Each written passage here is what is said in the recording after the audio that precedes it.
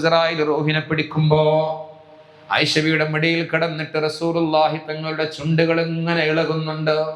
ആയിഷ ബീവി ശ്രമകരമായി അവിടുത്തെ ചെവി ചുണ്ടുകളോട് ചേർത്ത് വെച്ചപ്പോ അവിടുന്ന് ഇങ്ങനെ പറയുകയാണ്, യാ ആയിഷ ഇന്നലിൽ മൗതി ലസകറാത്ത്. ആയിഷ, മരണത്തിന് വല്ലാത്ത വേദനയുണ്ടെന്ന് പറഞ്ഞു. പിന്നെ മുത്തുനബി പറയുകയാണ്, ഇസ്രായേലേ, എന്റെ സമുദായത്തിലെ മുഴുവൻ ആളുകളെ റൂഹിനെ പിടിക്കുന്ന വേദന എനിക്ക് തന്നാലും. ബഹുമാനികളെ, ഇങ്ങനെയുള്ള സദസ്സുകളിൽ മഹാന്മാരെ കുറിച്ച് പറഞ്ഞാൽ നമ്മുടെ ജീവിതത്തിൽ അതുകൊണ്ട് ഒരുപാട് ഈമാനിക വെളിച്ചം വർദ്ധിപ്പിക്കുവാനുള്ള വഴികൾ കടന്നു വരും. സൂറത്ത് യൂസുഫിന്റെ അവസാന ഭാഗത്ത് അല്ലാഹു റബ്ബുൽ ഇസ്സത്ത് പറയുന്നുണ്ട്, ലഖദ് കാന ഫീ ഖസസിഹിം ഇബ്റത്തുൻ ലിഉലിൽ അൽബാബ്. തീർച്ചയാണ് അവരുടെ ചരിത്രങ്ങൾ പഠിക്കുന്നതിൽ ബുദ്ധിയുള്ള ആളുകൾക്ക് വലിയ ഉത്ബോധനമുണ്ട്, ദൃഷ്ടാന്തമുണ്ട് എന്ന്. അക്കൂട്ടത്തിൽ മഹാനായ സയ്യിദുന അലി റളിയല്ലാഹു തആല അൻഹുവിന്റെ വഫാത്തിനോടനുബന്ധിച്ചുള്ള ദിവസങ്ങളിലൂടെയാണ് നമ്മൾ കടന്നു പോകുന്നത്. ഇസ്ലാമിക ഖലീഫമാരിൽ നാലാമനായ മുത്തുനബി സല്ലല്ലാഹു അലൈഹി വസല്ലമ തങ്ങൾ ഏറെ ഇഷ്ടപ്പെടുകയും തൃപ്തിപ്പെടുകയും ചെയ്ത അവിടുത്തെ പിതൃ സഹോദരൻ അബൂ താലിബിന്റെ മോനായി മുത്തുനബി സല്ലല്ലാഹു അലൈഹി വസല്ലമ തങ്ങളോടൊപ്പം ചെറുപ്പത്തിൽ വളരാൻ കഴിഞ്ഞ, റസൂലുള്ളാഹി തങ്ങളെ കൊണ്ട് ആദ്യമായി വിശ്വസിച്ച കുട്ടികളിൽ ഉൾപ്പെടാൻ കഴിഞ്ഞ, മുത്തുനബി വളരെ സന്തോഷത്തോടെ ഇഷ്ടത്തോടു കൂടി തന്റെ കരളിന്റെ കഷ്ണമായ ഫാത്തിമ ബീവിക്ക് ഇണയായി തിരഞ്ഞെടുത്ത ഒരുപാട് മഹത്വങ്ങളുള്ള അനുഗ്രഹീത വ്യക്തിത്വമാണ് സയ്യിദുന അലിയുൽ മുർത്തള റളിയല്ലാഹു തആല. അവിടുത്തെ ആ ജീവിതം പഠിക്കാൻ ഇന്നത്തെ ഈ സദസ്സ് കാരണമായാൽ ഈ സദസ്സിലിരിക്കുന്ന ഓരോ സെക്കൻഡും നമ്മിൽ നന്മകൾ രേഖപ്പെടുത്തുന്നതായിരിക്കും. അല്ലാഹു തൗഫീഖ് നൽകട്ടെ. കാരണം മുത്തുനബി സല്ലല്ലാഹു അലൈഹി വസല്ലമ തങ്ങൾ പറയുന്നുണ്ട്, ദിക്റുൽ അംബിയാഇ മിനൽ ഇബാദ. അല്ലാഹുവിന്റെ പ്രവാചകന്മാരെ കുറിച്ച് അനുസ്മരിക്കുക, ഓർക്കുക, പറയുക എന്നുള്ളത് അത് വലിയ ഇബാദത്താണ്. വദിക്റുസ് സാലിഹീന കഫാറ. അല്ലാഹുവിന്റെ ഇഷ്ടദാസന്മാരായ സജ്ജനങ്ങളായ നന്മയുടെ പ്രതീകങ്ങളായ നല്ല മനുഷ്യരെ അവരെ കുറിച്ച് ഓർക്കുന്നതും അനുസ്മരിക്കുന്നതും പറയുന്നതും അത് പാപങ്ങൾ പൊറുക്കാൻ കാരണമാണ്. അല്ലാഹു അങ്ങനെയുള്ള ഒരു സദസ്സാക്കി തരട്ടെ. വിശുദ്ധ ഖുർആനിൽ ഒരുപാട് സ്ഥലങ്ങളിൽ ഇതിനെ പ്രചോദിപ്പിക്കുന്ന രീതിയിലുള്ള വഴികൾ കാണാം. പ്രവാചകന്മാരെ കുറിച്ച് പറയുമ്പോ വഇദ് ഖാല ഇബ്രാഹിം നബി പറഞ്ഞ സന്ദർഭം ഓർക്കണം നബിയെ. അത് ഓർത്തുകൊണ്ട് മറ്റുള്ളവർക്ക് പറഞ്ഞു കൊടുക്കണം. വഇദ് യർഫഉ ഇബ്രാഹിം വദ്കുർ ഇബ്രാഹിം. ഇങ്ങനെ രണ്ട് രീതിയിൽ ഖുർആൻ പരാമർശം നടത്താറുണ്ട്. വഇദ് എന്ന പ്രയോഗവുമുണ്ട്, വദ്കുർ എന്ന പ്രയോഗവും നമുക്ക് കാണാൻ സാധിക്കും. അള്ളാഹു നമുക്ക് ഉപകാരപ്പെടുത്തി തരട്ടെ. ഖുർആനിൽ ഒരുപാട് പ്രവാചകന്മാരെ കുറിച്ച് എങ്ങനെ പറയുന്നു, എന്നാൽ പ്രവാചകന്മാരില്ലാത്ത മഹത്തുക്കളെ കുറിച്ചും പറയുന്നു. എല്ലാ വെള്ളിയാഴ്ചയും നമ്മൾ പാരായണം ചെയ്തുകൊണ്ടിരിക്കുന്ന സൂറത്തുൽ കഹ്ഫിന്റെ പ്രധാന പ്രതിപാദ്യ വിഷയം അള്ളാഹുവിന്റെ ഇഷ്ടദാസന്മാരായ ചില ചെറുപ്പക്കാരെ കുറിച്ച് പറയും. അവരെ കുറിച്ച് പറയുന്നതിന്റെ പുണ്യമാണ് വെള്ളിയാഴ്ചകളിൽ അത് പാരായണം നടത്തി ഒരുപാട് നന്മയുടെ വെളിച്ചം നേടിയെടുക്കണമെന്നുള്ള പ്രചോദനം. ആരാണ് അസ്ഹാബുൽ കഹ്ഫ്? അല്ലാഹു പറയുന്നു, അം ഹസിബത അന്ന അസ്ഹാബൽ കഹ്ഫ് കാനൂ മിൻ ആയാതിനാ അജബാ. അല്ലാഹുവിന്റെ ദൃഷ്ടാന്തങ്ങളിൽ അത്ഭുതങ്ങളിൽ പെട്ടവരാണ് ആ ഗുഹാനിവാസികളായ ആളുകൾ. ജോർദാനിലെ അമ്മാൻ എയർപോർട്ടിൽ നിന്ന് പ്രിയപ്പെട്ടവരെ അല്പദൂരം സഞ്ചരിച്ചാലുള്ള സ്ഥലമാണ് അസ്ഹാബുൽ കഹ്ഫ് അന്തി ഉറങ്ങുന്ന സ്ഥലം, അള്ളാഹു അവിടെ സന്ദർശിക്കാൻ നമുക്ക് ഭാഗ്യം നൽകട്ടെ. അവരെ കുറിച്ച് അള്ളാഹു പറഞ്ഞത് എന്താണെന്നറിയാം? ഇന്നഹും ഫിതിയത്തുൻ ആമനൂ ബിറബ്ബിഹിം വസിദ്നാഹും ഹുദാ വറബത്നാ അലാ ഖുലൂബിഹിം ഇദ് ഖാമൂ ഫഖാലൂ റബ്ബുനാ റബ്ബുസ് സമാവാതി വൽ അർദ് ലൻ നദ്ഉവ മിൻ ദൂനിഹി. അല്ലാഹു റബ്ബുൽ ഇസ്സത്ത് പറയുകയാണ്, ലൻ നദ്ഉവ മിൻ ദൂനിഹി ഇലാഹാ ലഖദ് ഖുൽനാ ഇദൻ ശതതാ. അവരൊരു പ്രത്യേക വിഭാഗം യുവാക്കളാണ്. അവരുടെ ക്വാളിറ്റി ആമനൂ ബി റബ്ബിഹിം. ഇതാണ് അല്ലാഹുവിന്റെ ഔലിയാക്കളുടെ ക്വാളിറ്റി. അവർ രക്ഷിതാവിനെ കൊണ്ട് വിശ്വസിച്ചവരാണ്. ഞാൻ പറഞ്ഞു വന്നത്, ഇങ്ങനെയുള്ള മഹത്തുക്കളെ കുറിച്ച് പറയാ എന്നുള്ളത് ജീവിതം നന്നാകാൻ കാരണമാണ്. അത് തലമുറക്ക് പകർന്നു കൊടുത്താൽ അത് ചരിത്രത്തിന്റെ ഒരു താഴ്വേര് സമർപ്പിക്കലാണ്. മഹാനായ സയ്യിദുനാ അലി റളിയല്ലാഹു അൻഹു, അല്ലാഹുവിന്റെ തിരുദൂതർക്ക് നുബുവത്ത് ലഭിക്കുന്നതിന്റെ മുമ്പാണ് മഹാനവറുകൾ ജന്മമെടുക്കുന്നത്. അല്ലാഹുവിന്റെ തിരുദൂതർക്ക് ഏകദേശം ഒരു 30 വയസ്സുള്ള സന്ദർഭം. നുബുവത്തിന്റെ ഏകദേശം ഒരു 10 വർഷം മുമ്പാണ് മഹാനായ അലി റളിയല്ലാഹു തആല അൻഹു ജന്മമെടുക്കുന്നത്. അവിടുത്തെ കുടുംബം അനുഗ്രഹീതമാണ്. ഹാഷിം കുടുംബത്തിലാണ് ജനിച്ചിട്ടുള്ളത്. ഖുറൈശി ഗോത്രത്തിലാണ് ജനിച്ചിട്ടുള്ളത്. പുണ്യ നബിയുടെ പിതാവ് അബ്ദുള്ള എന്നവരുടെ സഹോദരൻ അബൂ താലിബിന്റെ മോനായിട്ടാണ് ലോകത്ത് ജന്മമെടുക്കുന്നത്. താലിബ് എന്ന ഒരു മോനുണ്ടായിരുന്നു. അതുകൊണ്ടാണ് അബൂ താലിബ് എന്ന പേര് കൊണ്ട് അദ്ദേഹം അറിയപ്പെടാൻ കാരണമായത്. മഹാനായ അലി റളിയല്ലാഹു അൻഹുവിന്റെ ഉമ്മ ഫാത്തിമ ബിന്ത് അസദ് എന്ന് പറയുന്നവരാണ്. ഫാത്തിമ ബിന്ത് അസദ് എന്ന് പറയുന്നവർ അനുഗ്രഹീത ജീവിതത്തിന്റെ ഉടമയായിരുന്നു. മഹദി ഇടയ്ക്കിടെ കഅബാലയത്തിന്റെ അരികിലേക്ക് ഓടിച്ചെല്ലും. തന്റെ പൊന്നുമോൻ അലി എന്നവരെ ഗർഭം ചുമന്ന ആ ഒരു സന്ദർഭത്തിൽ വലിയ വേദനകളും പ്രയാസങ്ങളും വിഷമങ്ങളും കടന്നു വന്നപ്പോ കഅബാലയത്തിന്റെ അരികിലേക്ക് ഓടിച്ചെന്ന് കഅബം വലയം ചെയ്തുകൊണ്ടിരിക്കുമ്പോ പ്രസവവേദന വരികയും അതിന്റെ സമീപത്ത് വെച്ചുകൊണ്ട് ലോകത്തിന്റെ അനുഗ്രഹീത നായകനായ പൊന്നുമോനെ പ്രസവിക്കുകയാണ്. അലി റളിയല്ലാഹു അൻഹുവിന്റെ ജന്മം തന്നെ പരിശുദ്ധമാണ്. ആ മാതാവ് പൊന്നുമോന് നൽകിയ പേര് ഹൈദർ എന്നാണ്. എന്താ ഹൈദർ എന്ന് പേരിടാൻ കാരണം? ഹൈദർ എന്ന് പറഞ്ഞാൽ സിംഹം എന്നൊരർത്ഥത്തിലാണല്ലോ. മാതാവ് ഫാത്തിമ എന്നവരുടെ പിതാവിന്റെ പേര് അസദ് എന്നാണ്. അതിന്റെ അതേ അർത്ഥം വരുന്ന മറ്റൊരു പേര്, അസദ് എന്ന് പറഞ്ഞാൽ സിംഹം എന്നാണ്. അതേ അർത്ഥം വരുന്ന മറ്റൊരു പേര് എന്റെ മോൻ ഉണ്ടാകണം എന്നാഗ്രഹിച്ച് ഫാത്തിമ എന്ന മാതാവ് തന്റെ മോന് നൽകിയ പേര് ഹൈദർ എന്നാണ്. എന്നാൽ അവിടുത്തെ പിതാവ് അബൂ താലിബ് നൽകിയതോ അലി എന്ന പേരാണ്. അതുകൊണ്ട് ചരിത്രത്തിൽ അലി ഹൈദർ എന്നറിയപ്പെടാറുണ്ട് മഹാനായ അലിയുൽ മുർത്തദ റളിയല്ലാഹു തആല അൻഹു. അങ്ങനെ മഹാനവറുകൾ ചെറുപ്പം മുതലേ പരിശുദ്ധിയുടെ വഴിയിലൂടെ കടന്നു വരികയാണ്. അബൂ താലിബ് എന്നവർ ആ ഖുറൈശി ഗോത്രത്തിലെ ഗോത്ര തലവനായിരുന്നു. അതുകൊണ്ട് തന്നെ പല ആളുകളെയും ഭക്ഷണം നൽകി പോറ്റി വളർത്തേണ്ട ചുമതല അബൂ താലിബിനുണ്ടായിരുന്നു. അതുകൊണ്ട് സ്വന്തം വീട്ടിൽ പട്ടിണിയും പരിവട്ടവുമായിരുന്നു. ഇതിനെ മറികടക്കാൻ എന്ത് ചെയ്യും? ഇവിടെ നമ്മൾ ആലോചിക്കേണ്ടത്, മുത്തുനബി സല്ലല്ലാഹു അലൈഹി വസല്ലമ തങ്ങളെ ചെറുപ്പത്തിലെ പോറ്റി വളർത്തിയവരാണ് അലി തങ്ങളുടെ മാതാവ് ഫാത്തിമ ബിന്ത് അസദ് റളിയല്ലാഹു അൻഹ.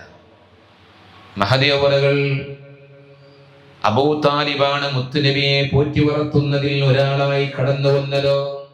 അള്ളാഹുവിന്റെ തിരുദൂതർ ലോകത്തേക്ക് ജന്മമെടുക്കുന്നതിന്റെ മുമ്പേ അവിടുത്തെ പിതാവ് ലോകത്തോട് വിട പറഞ്ഞു പോയിട്ടുണ്ട്. തികച്ചും അനാഥ ബാലനായിട്ടാണ് ലോകത്ത് കടന്നു വന്നത് സല്ലല്ലാഹു അലൈഹി വസല്ലം. പിന്നീട് 6 വയസ്സെത്തിയപ്പോൾ മാതാവും ലോകത്തോട് വിട പറഞ്ഞു. പൂർണ്ണമായും അനാഥത്വത്തിന്റെ പ്രയാസം അനുഭവിച്ചവരാണ്. പിന്നീട് ആ സംരക്ഷണത്തിന്റെ ചുമതലയുണ്ടായിരുന്ന പിതാമഹൻ തന്റെ വല്യപ്പ അബ്ദുൽ മുത്തലിബ് 8ാമത്തെ വയസ്സിലും ലോകത്തോട് വിട പറഞ്ഞു. പിന്നീട് പിതൃ സഹോദരനായ തന്റെ പിതാവിന്റെ സഹോദരനായ അബൂ താലിബാണ് ഈ പൊന്നുമോനെ വളർത്തിക്കൊണ്ടുവരുന്നത്.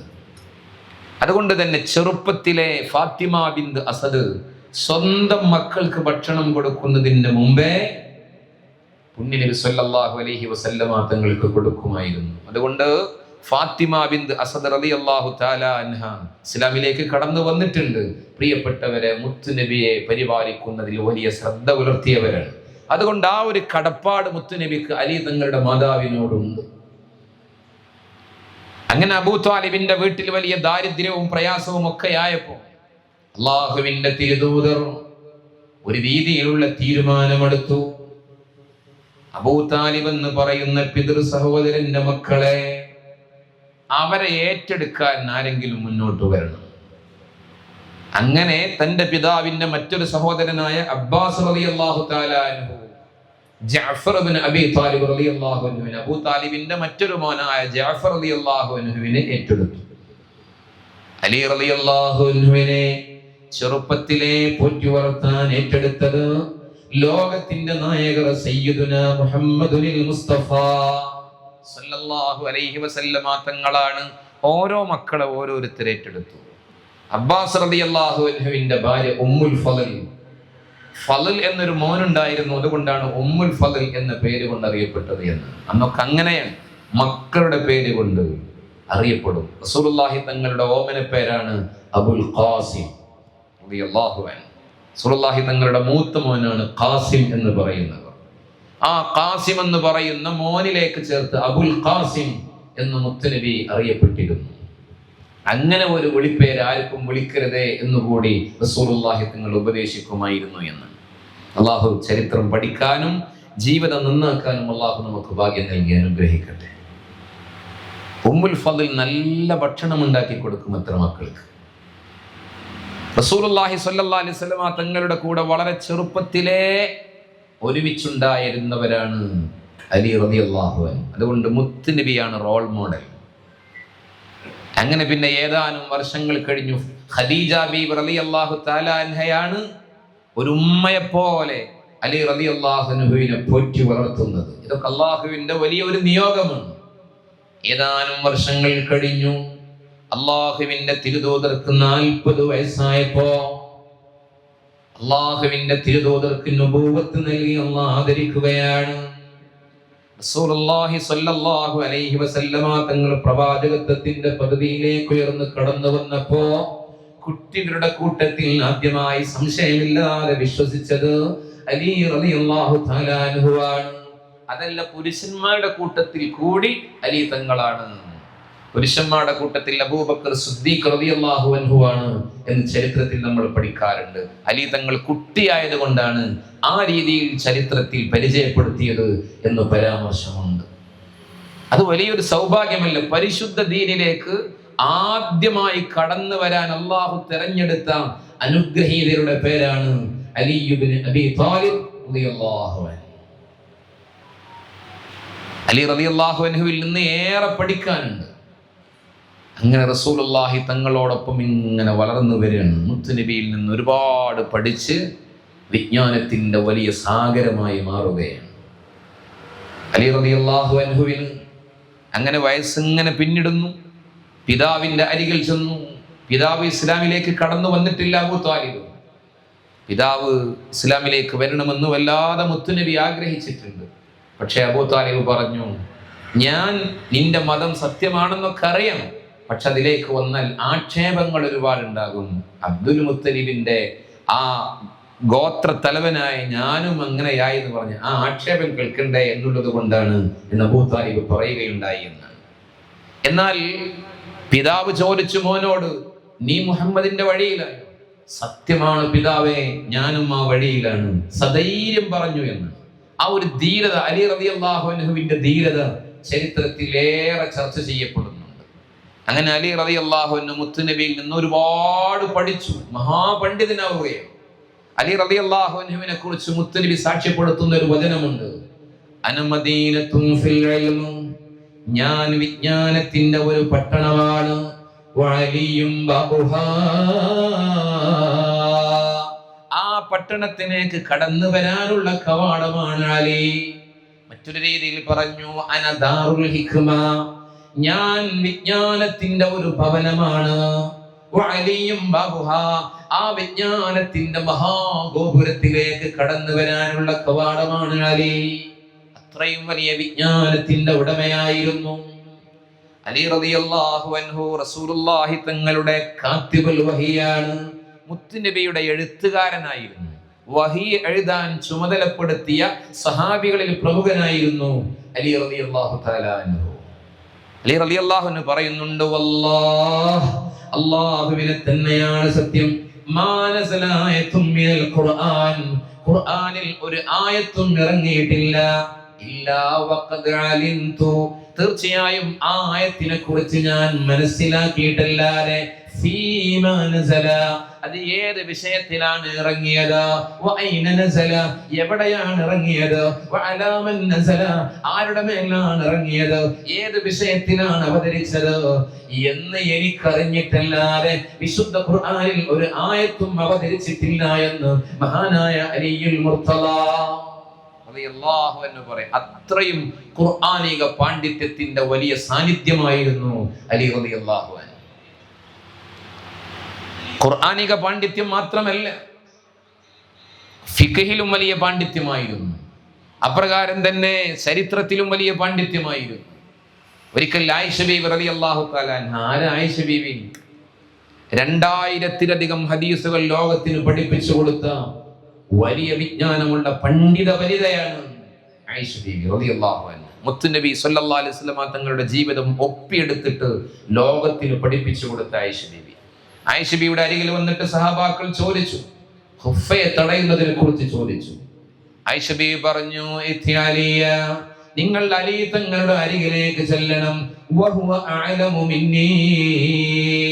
ആയിഷ ബീവിയും അലി തങ്ങളെ കുറിച്ച് സാക്ഷ്യപ്പെടുത്തുകയാണ്, എന്നേക്കാൾ മഹാപാണ്ഡിത്യമുള്ളവരാണ്, എന്നേക്കാൾ ഒരുപാട് വിവരമുള്ളവരാണ് അലി തങ്ങളാ, നിങ്ങൾ അവിടെ ചെന്ന് ചോദിച്ചു നോക്കൂ എന്ന് പറയുന്നുണ്ട്.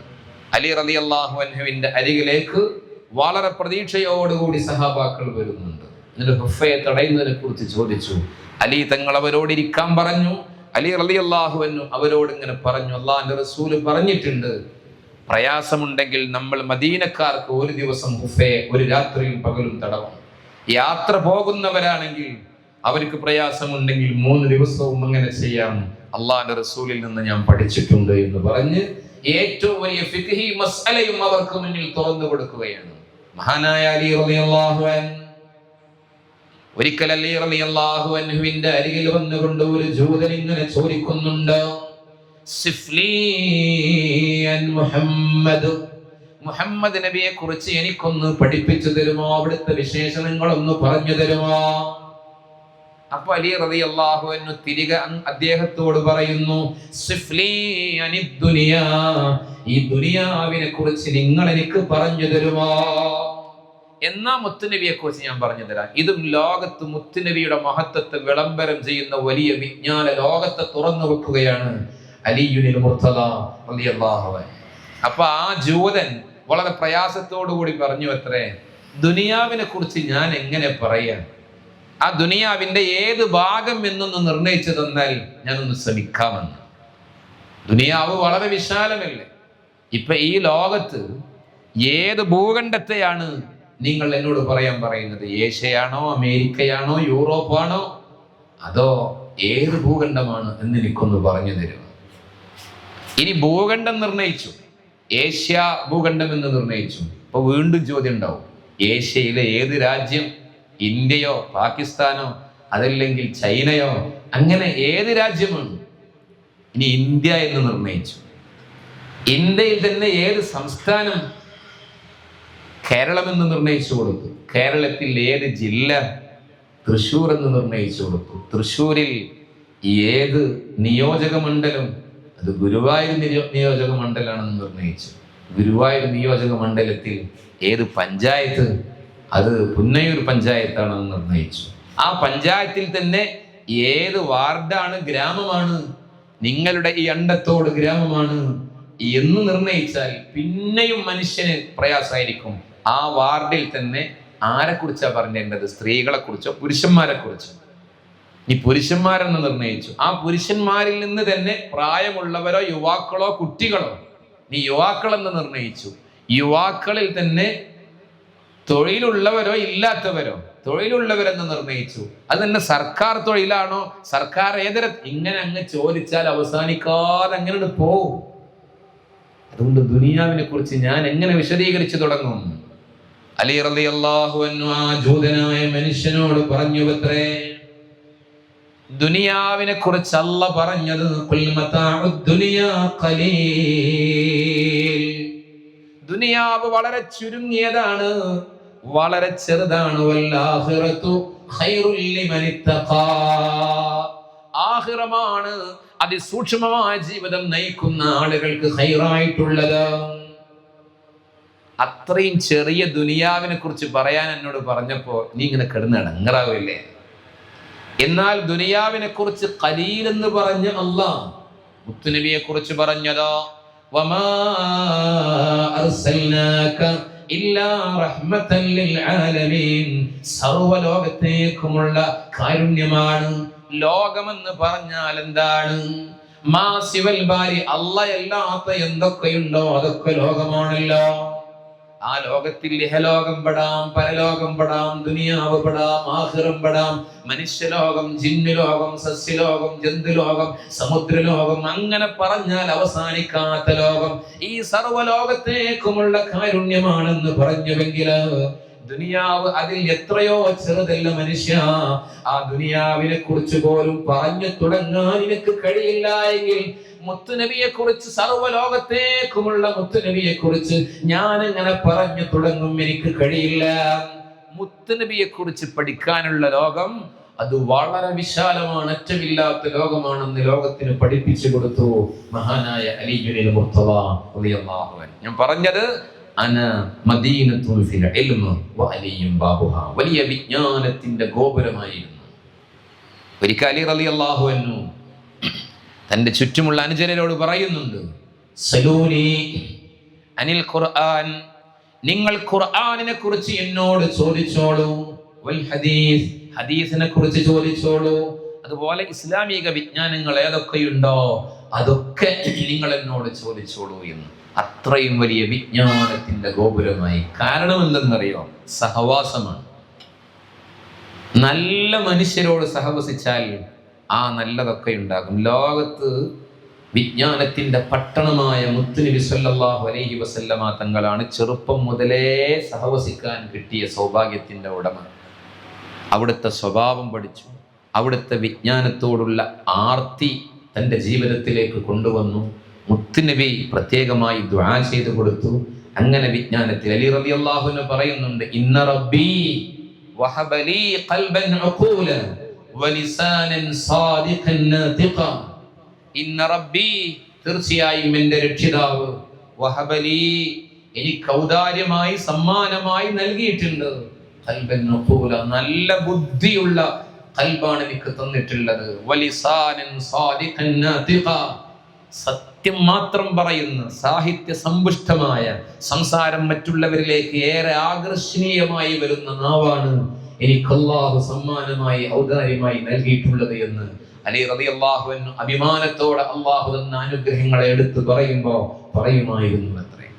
അലി റളിയല്ലാഹു അൻഹുവിൽ നിന്ന് പഠിക്കാനുള്ള വലിയ ഒരു മാർഗം അതാണ്. വിജ്ഞാനത്തിന്റെ വഴിയിൽ അതിശക്തമായ മുന്നേറ്റമായിരുന്നു. അതുകൊണ്ടാണ് റസൂലുള്ളാഹി സ്വല്ലല്ലാഹു അലൈഹി വസല്ലമ തങ്ങൾ പറഞ്ഞത്, അലി റളിയല്ലാഹു അൻഹുവിനോടായി പറയുന്നുണ്ട്, അമാ തറല്ലാ അൻ തകൂന മിന്നി ബിമൻസിലതി ഹാറൂന മിൻ മൂസാ. അലി റളിയല്ലാഹു അൻഹുവിനോട് മുത്തുനബി പറയുന്നുണ്ട്, അമാ തറല്ലാ, അലിയേ നീ തൃപ്തിപ്പെടുന്നുവോ? അന്തകൂന മിന്നി, നീ എന്നിൽ പെട്ടവനാകുന്നതിന് നീ തൃപ്തിപ്പെടുന്നുവോ? ബിമൻസിലതി ഹാറൂൻ, ഹാറൂൻ നബി അലൈഹിസ്സലാത്തു വസ്സലാമിനുള്ള സ്ഥാനം പോലെ, മിൻ മൂസാ, മൂസ നബിയിൽ നിന്നോ. മൂസ നബിയെ പറയുമ്പോ ഹാറൂൻ നബിയെ കുറിച്ച് പറയാതെ മുന്നോട്ട് പോകാൻ കഴിയില്ല. രണ്ടും ഒന്നാണ്. എന്നിട്ട് റസൂലുള്ള ഇങ്ങനെ പറയുമായിരുന്നു അലി തങ്ങളെ കുറിച്ച്, അലി റളിയല്ലാഹു അൻഹുവിനെ കുറിച്ച് പറയുമായിരുന്നു, വഹുവ മിന്നീ, അലി എന്നിൽ പെട്ടവനാണ്, വഅന മിൻഹു, ഞാൻ അലിയും പെട്ടവനാണെന്ന്. ഇത്രമേൽ പരിശുദ്ധമായ ഒരു സാക്ഷ്യപ്പെടുത്തൽ ലോകത്താർക്കാണ് ലഭിച്ചിട്ടുള്ളത്? അലി റളിയല്ലാഹു അൻഹു എന്നിൽ പെട്ടവനാണ്, ഞാൻ അലിയിൽ പെട്ടവനാണ് എന്ന് മുഹമ്മദുൽ മുസ്തഫ സ്വല്ലല്ലാഹു അലൈഹി വസല്ലമ തങ്ങൾ പറയുമായിരുന്നു. അവിടെ നിന്ന് ഇങ്ങനെ പറയാണ്, അലിയെ നീ എന്നിൽ പെട്ടവനാകുന്നതിന് നീ തൃപ്തിപ്പെടുന്നില്ലേ? മൂസാ നബിയിൽ പെട്ടവനായി ഹാറൂൻ നബിക്ക് അല്ലാഹു നൽകിയ വലിയ സ്ഥാനം പോലെ എന്ന് അല്ലാഹു നമുക്ക് മനസ്സിലാക്കാൻ ഭാഗ്യം നൽകട്ടെ. മൂസാ നബി അലൈഹിസ്സലാത്തു വസ്സലാം ഫറോവയുടെ കൊട്ടാരത്തിലാണ് വളർന്നു വന്നിട്ടുള്ളത്. മൂസ നബിയുടെ ഉമ്മ മൂസ നബിയെ പ്രസവിക്കുന്ന കാലയളവിൽ ഫറോവയുടെ വലിയ ഒരു പ്രഖ്യാപനമുണ്ടായി. ഫറോവയോട് ആരോ പറഞ്ഞു, അങ്ങയുടെ അധികാരം നഷ്ടപ്പെടുത്താൻ ഇസ്രായേലി വംശത്തിൽ ഒരു ആൺകുഞ്ഞ് പറക്കാനുണ്ട് എന്ന്. അന്ന് ഫറോവ തീരുമാനിച്ചു, ഇനി ഇസ്രായേലി വംശത്തിൽ പറക്കുന്ന സകല ആൺകുട്ടികളെയും കൊലപ്പെടുത്തണം. കാരണം എലിയെ പേടിച്ച് ഇല്ലം ചുടുക എന്ന് പറയുന്നത് കേട്ടിട്ടുണ്ടല്ലോ.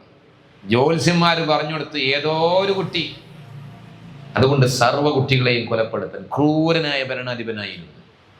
ഫറോവയെ കുറിച്ച് പറയുന്നുണ്ട്, അവൻ ധിക്കാരിയായിരുന്നു. മൂസ നബിയോട് പറയുന്നുണ്ട്, ഇദ്ഹബ് ഇലാ ഫിർഔന ഇന്നഹു തഗാ, മൂസ നബിയെ അങ്ങ് ഫറോവയിലേക്ക് പോകണം, അവൻ അതിക്രമകാരിയാണ്, അവൻ ധിക്കാരിയാണ്, അവൻ മനുഷ്യാവകാശ വിധ്വംസക പ്രവർത്തനങ്ങൾ മാത്രം ചെയ്ത് ജനങ്ങളെ അപകടപ്പെടുത്തുകയാണ്. അങ്ങനെ ഫറോവ തീരുമാനിച്ചു എല്ലാ കുട്ടികളെയും കൊല്ലണം. ആ ഒരു സമയത്താണ് മൂസാ നബിയുടെ ഉമ്മ മൂസാ നബിയെ പ്രസവിക്കുന്നത്. വല്ലാത്ത ഭയാശങ്കയിലായിരുന്നു, എന്ത് ചെയ്യും?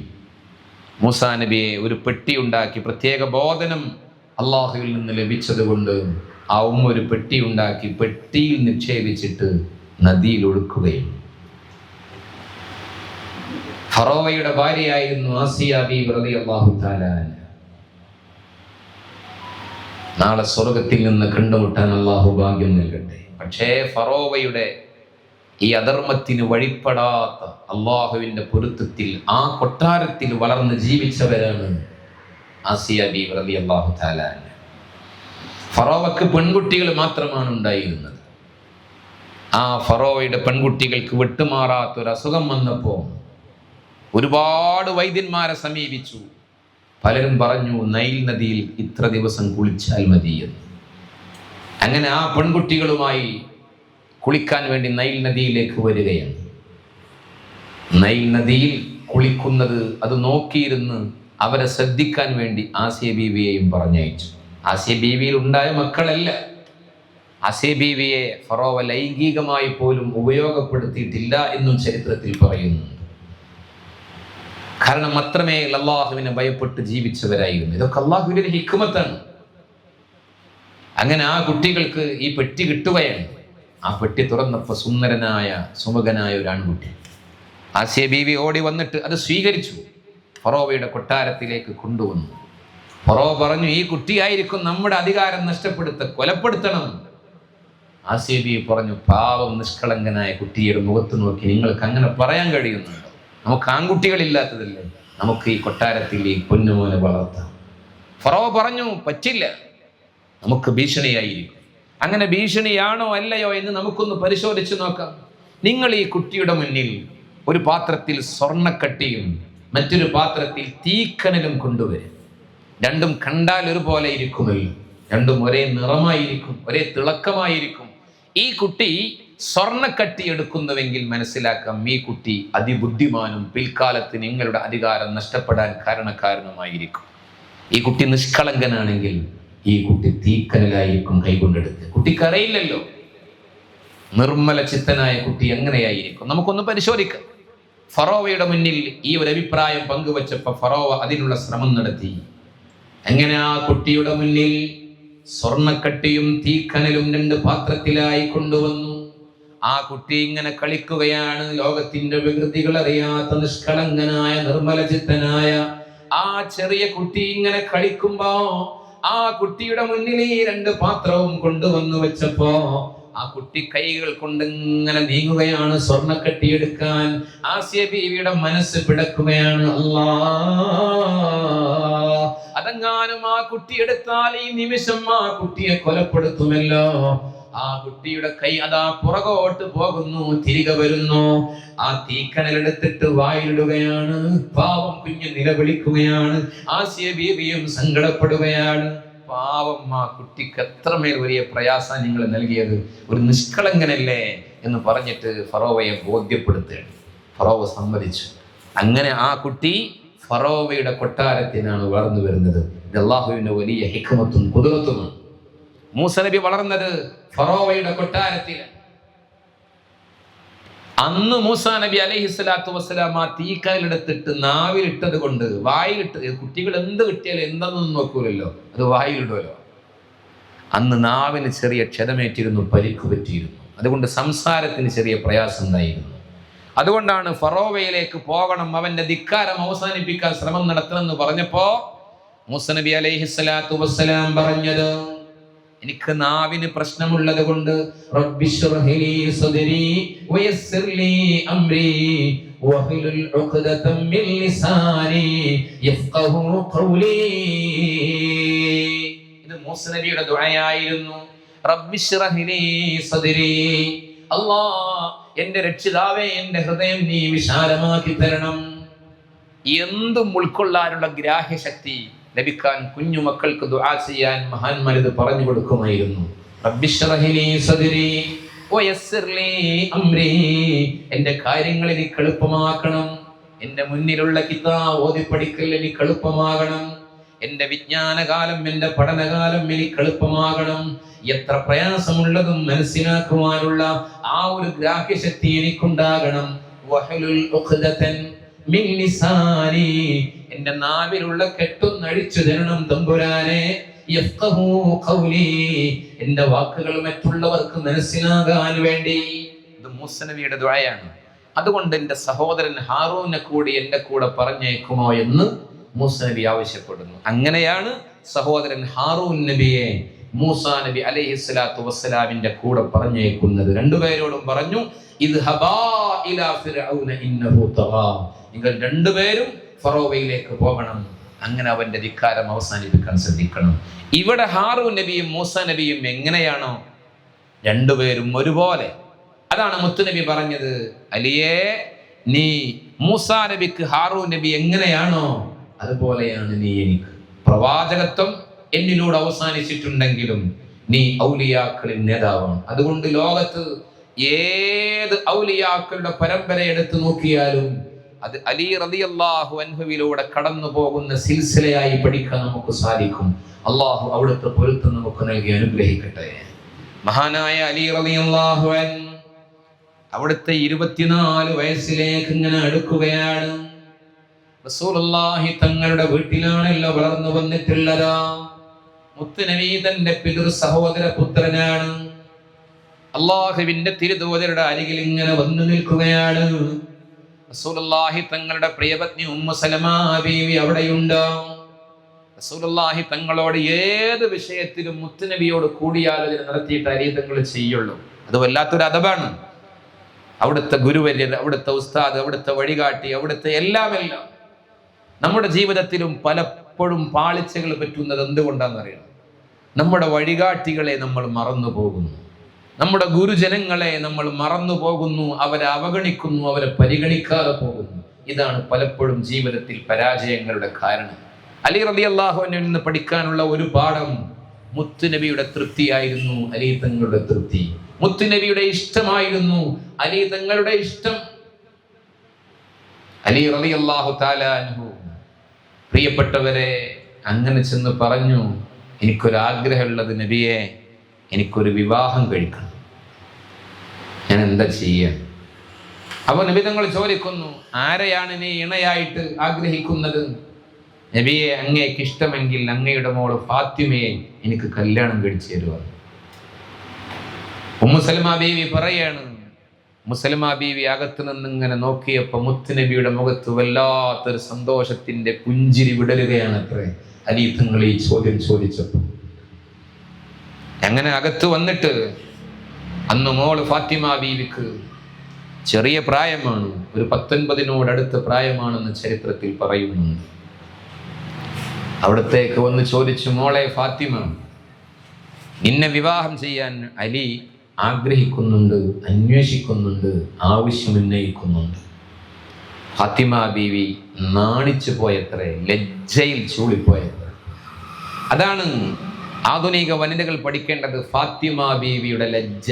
ഇന്ന് സ്ത്രീകളിൽ നിന്ന് ലജ്ജ എടുത്തുപോയി അവർ പ്രിയപ്പെട്ടവരെ സമൂഹത്തിൽ അവരുടെ ശരീരം പോലും സംരക്ഷിക്കാത്ത രീതിയിൽ ലജ്ജയില്ലാതെ വർത്തിക്കുന്നതാണ് ഈ പരിഷ്കൃത പ്രകൃതിക്ക് പോലും ശാപമായി മാറുന്നത്. അല്ലാഹു കാക്കട്ടെ. ഫാത്തിമ ബീവി റളിയല്ലാഹു തആല അൻഹയുടെ മൗനം സമ്മതമെന്ന് മുത്തുനബി തിരിച്ചറിഞ്ഞു. അങ്ങനെ അലി തങ്ങളോട് വന്ന് ചോദിക്കുന്നുണ്ട്, അലി, നിന്റെ കയ്യിൽ മഹർ കൊടുക്കാൻ എന്തെങ്കിലും ഉണ്ടോ? അലി തങ്ങൾ പറഞ്ഞു, നബിയേ, ഞാനൊരു പാവപ്പെട്ടവനല്ലേ, എൻ്റെ കയ്യിൽ ഒന്നുമില്ല നബിയേ. എൻ്റെ കയ്യിൽ ഒരു പടയങ്കിയുണ്ട്, ഒരു വാളുണ്ട്. അപ്പൊ നബി തങ്ങൾ പറഞ്ഞു, അതും ചന്തയിൽ ചെന്ന് അത് വിൽപ്പന നടത്തിയിട്ട് അതിനൊരു 400 ദിർഹം കിട്ടും, അത് ഫാത്തിമാക്ക് ഈ മഹർ കൊടുത്തോളൂ. അങ്ങനെ അലി റളിയല്ലാഹു അൻഹു ആ 400 ദിർഹം മഹർ കൊടുത്തിട്ട് ഫാത്തിമ ബീവിയെ വിവാഹം ചെയ്യുകയാണ്. പിന്നെ സംഭവബഹുലമായ ജീവിതമായിരുന്നു. വിവാഹം വളരെ ലളിതമായി, വളരെ വേണ്ടപ്പെട്ടവരെ മാത്രം ക്ഷണിച്ചു വരുത്തിയിട്ട് ലളിത സുന്ദരമായി നിക്കാഹ് നടന്നു. അലിയും ഫാത്തിമയും ലോകത്ത് അനുഗ്രഹീത ദമ്പതികളായി. അവരുടെ ആദ്യ രാത്രി പോലും ചരിത്രത്തിൽ ചർച്ച ചെയ്യുന്നുണ്ട്. പ്രഥമ രാത്രി എന്ന് പറയുന്നത് വൈവാഹിക ജീവിതത്തിലെ ഏറ്റവും സന്തോഷകരമായ രാത്രിയാണല്ലോ. ഒരുപാട് പ്രതീക്ഷകളും ഒരുപാട് ആഗ്രഹങ്ങളും ഒരുപാട് സ്വപ്നങ്ങളും ആ സ്വപ്ന ലോകത്തേക്ക് ആനന്ദത്തോടെ ആഹ്ലാദത്തോടെ വല്ലാത്ത മാസ്മരികമായ ആ ലോകത്തേക്ക് വിസ്മയകരമായി ആനയിക്കുന്ന സംഭവമാണല്ലോ പ്രഥമ രാത്രി എന്ന് പറയുന്നത്. ആ പ്രഥമ രാത്രിയിൽ അലി തങ്ങൾ റൂമിലേക്ക് വന്നപ്പോൾ ഫാത്തിമ ബീവി കരയാണ്. അവരുടെ കുടുംബജീവിതത്തിൽ നമുക്കേറെ മാതൃകയുണ്ട്. ഫാത്തിമ ബീവി കരയുകയാണ്. അപ്പോൾ ചോദിച്ചു, അലി തങ്ങൾക്ക് വല്ലാത്ത ബേജാറായി, ഫാത്തിമ, ഭർത്താവായിട്ട് എന്നെ ഇഷ്ടപ്പെടാത്തത് കൊണ്ടാണോ കരയുന്നത്?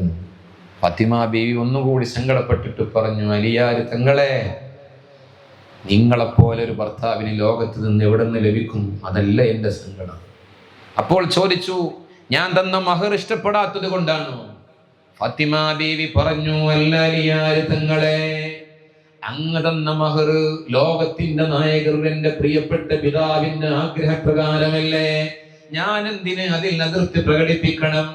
പിന്നെ എന്തിനാണ് ഫാത്തിമ കരയുന്നതെന്ന് ചോദിക്കുമ്പോ ഫാത്തിമ ബീവി കരഞ്ഞുകൊണ്ട് പറയുന്നു, അലിയാർ തങ്ങളെ, ഇന്ന് നമ്മുടെ വൈവാഹിക ജീവിതത്തിലെ ആദ്യ രാത്രിയാണല്ലോ. ഈ രാത്രിയിൽ എന്നെ ആനന്ദിപ്പിക്കാൻ, എന്നെ സന്തോഷിപ്പിക്കാൻ, എന്നെ ആഹ്ലാദിപ്പിക്കാൻ അങ്ങന്റെ കൂടെയുണ്ടല്ലോ. ഈ ആദ്യരാത്രിയിൽ എനിക്ക് ഓർമ്മ വരുന്നത് നാളെ ഖബറിൽ കിടക്കുന്ന ആദ്യരാത്രിയാണ്. നിങ്ങൾ എൻ്റെ കൂടെ ഉണ്ടാവുകയില്ലല്ലോ. ആരും കൂടെയില്ലാത്ത ആ രാത്രിയിൽ രക്ഷപ്പെടുമോ എന്നുള്ള ചിന്ത വന്നപ്പോ എൻ്റെ മനസ്സിനെ നിയന്ത്രിക്കാൻ കഴിയാതെ പോയതാണെന്ന് പറയുമ്പോ അലിയാര് തങ്ങൾ ആശ്വസിപ്പിക്കുന്നുണ്ട്. അലിയാര് തങ്ങൾ ഏറ്റവും വലിയ സന്തോഷത്തിന്റെ വഴി തുറന്നു കൊടുക്കുന്നുണ്ട്. അലിയാര് തങ്ങളും ഫാത്തിമ ബീവിയും തമ്മിലുള്ള വൈവാഹിക ജീവിതത്തിന്റെ തുടക്കം തന്നെ തഖ്വയിലധിഷ്ഠിതമാണ്. അള്ളാഹു മനസ്സിലാക്കാൻ നമുക്ക് സൗഭാഗ്യം നൽകട്ടെ. ഫാത്തിമ ബീവി ഗർഭിണിയായിരിക്കുമ്പോൾ അലി തങ്ങളോട് പറഞ്ഞു, അലിയാര് തങ്ങളെ, എനിക്ക് ഏറ്റവും രുചികരമായി ഈത്തപ്പഴം കഴിക്കാൻ പൂതിയാവുണ്ടെന്ന്. ഗർഭിണികൾക്ക് അങ്ങനെ ഉണ്ടാവുമല്ലോ, പലതിനും പൂതി ഉണ്ടാവും, ആഗ്രഹം ഉണ്ടാവും, കൊതി ഉണ്ടാവും. അതാ ഗർഭത്തിൽ കിടക്കുന്ന കുട്ടികൾ ഇങ്ങനെ ആഗ്രഹം ജനിപ്പിക്കുകയായിരിക്കും.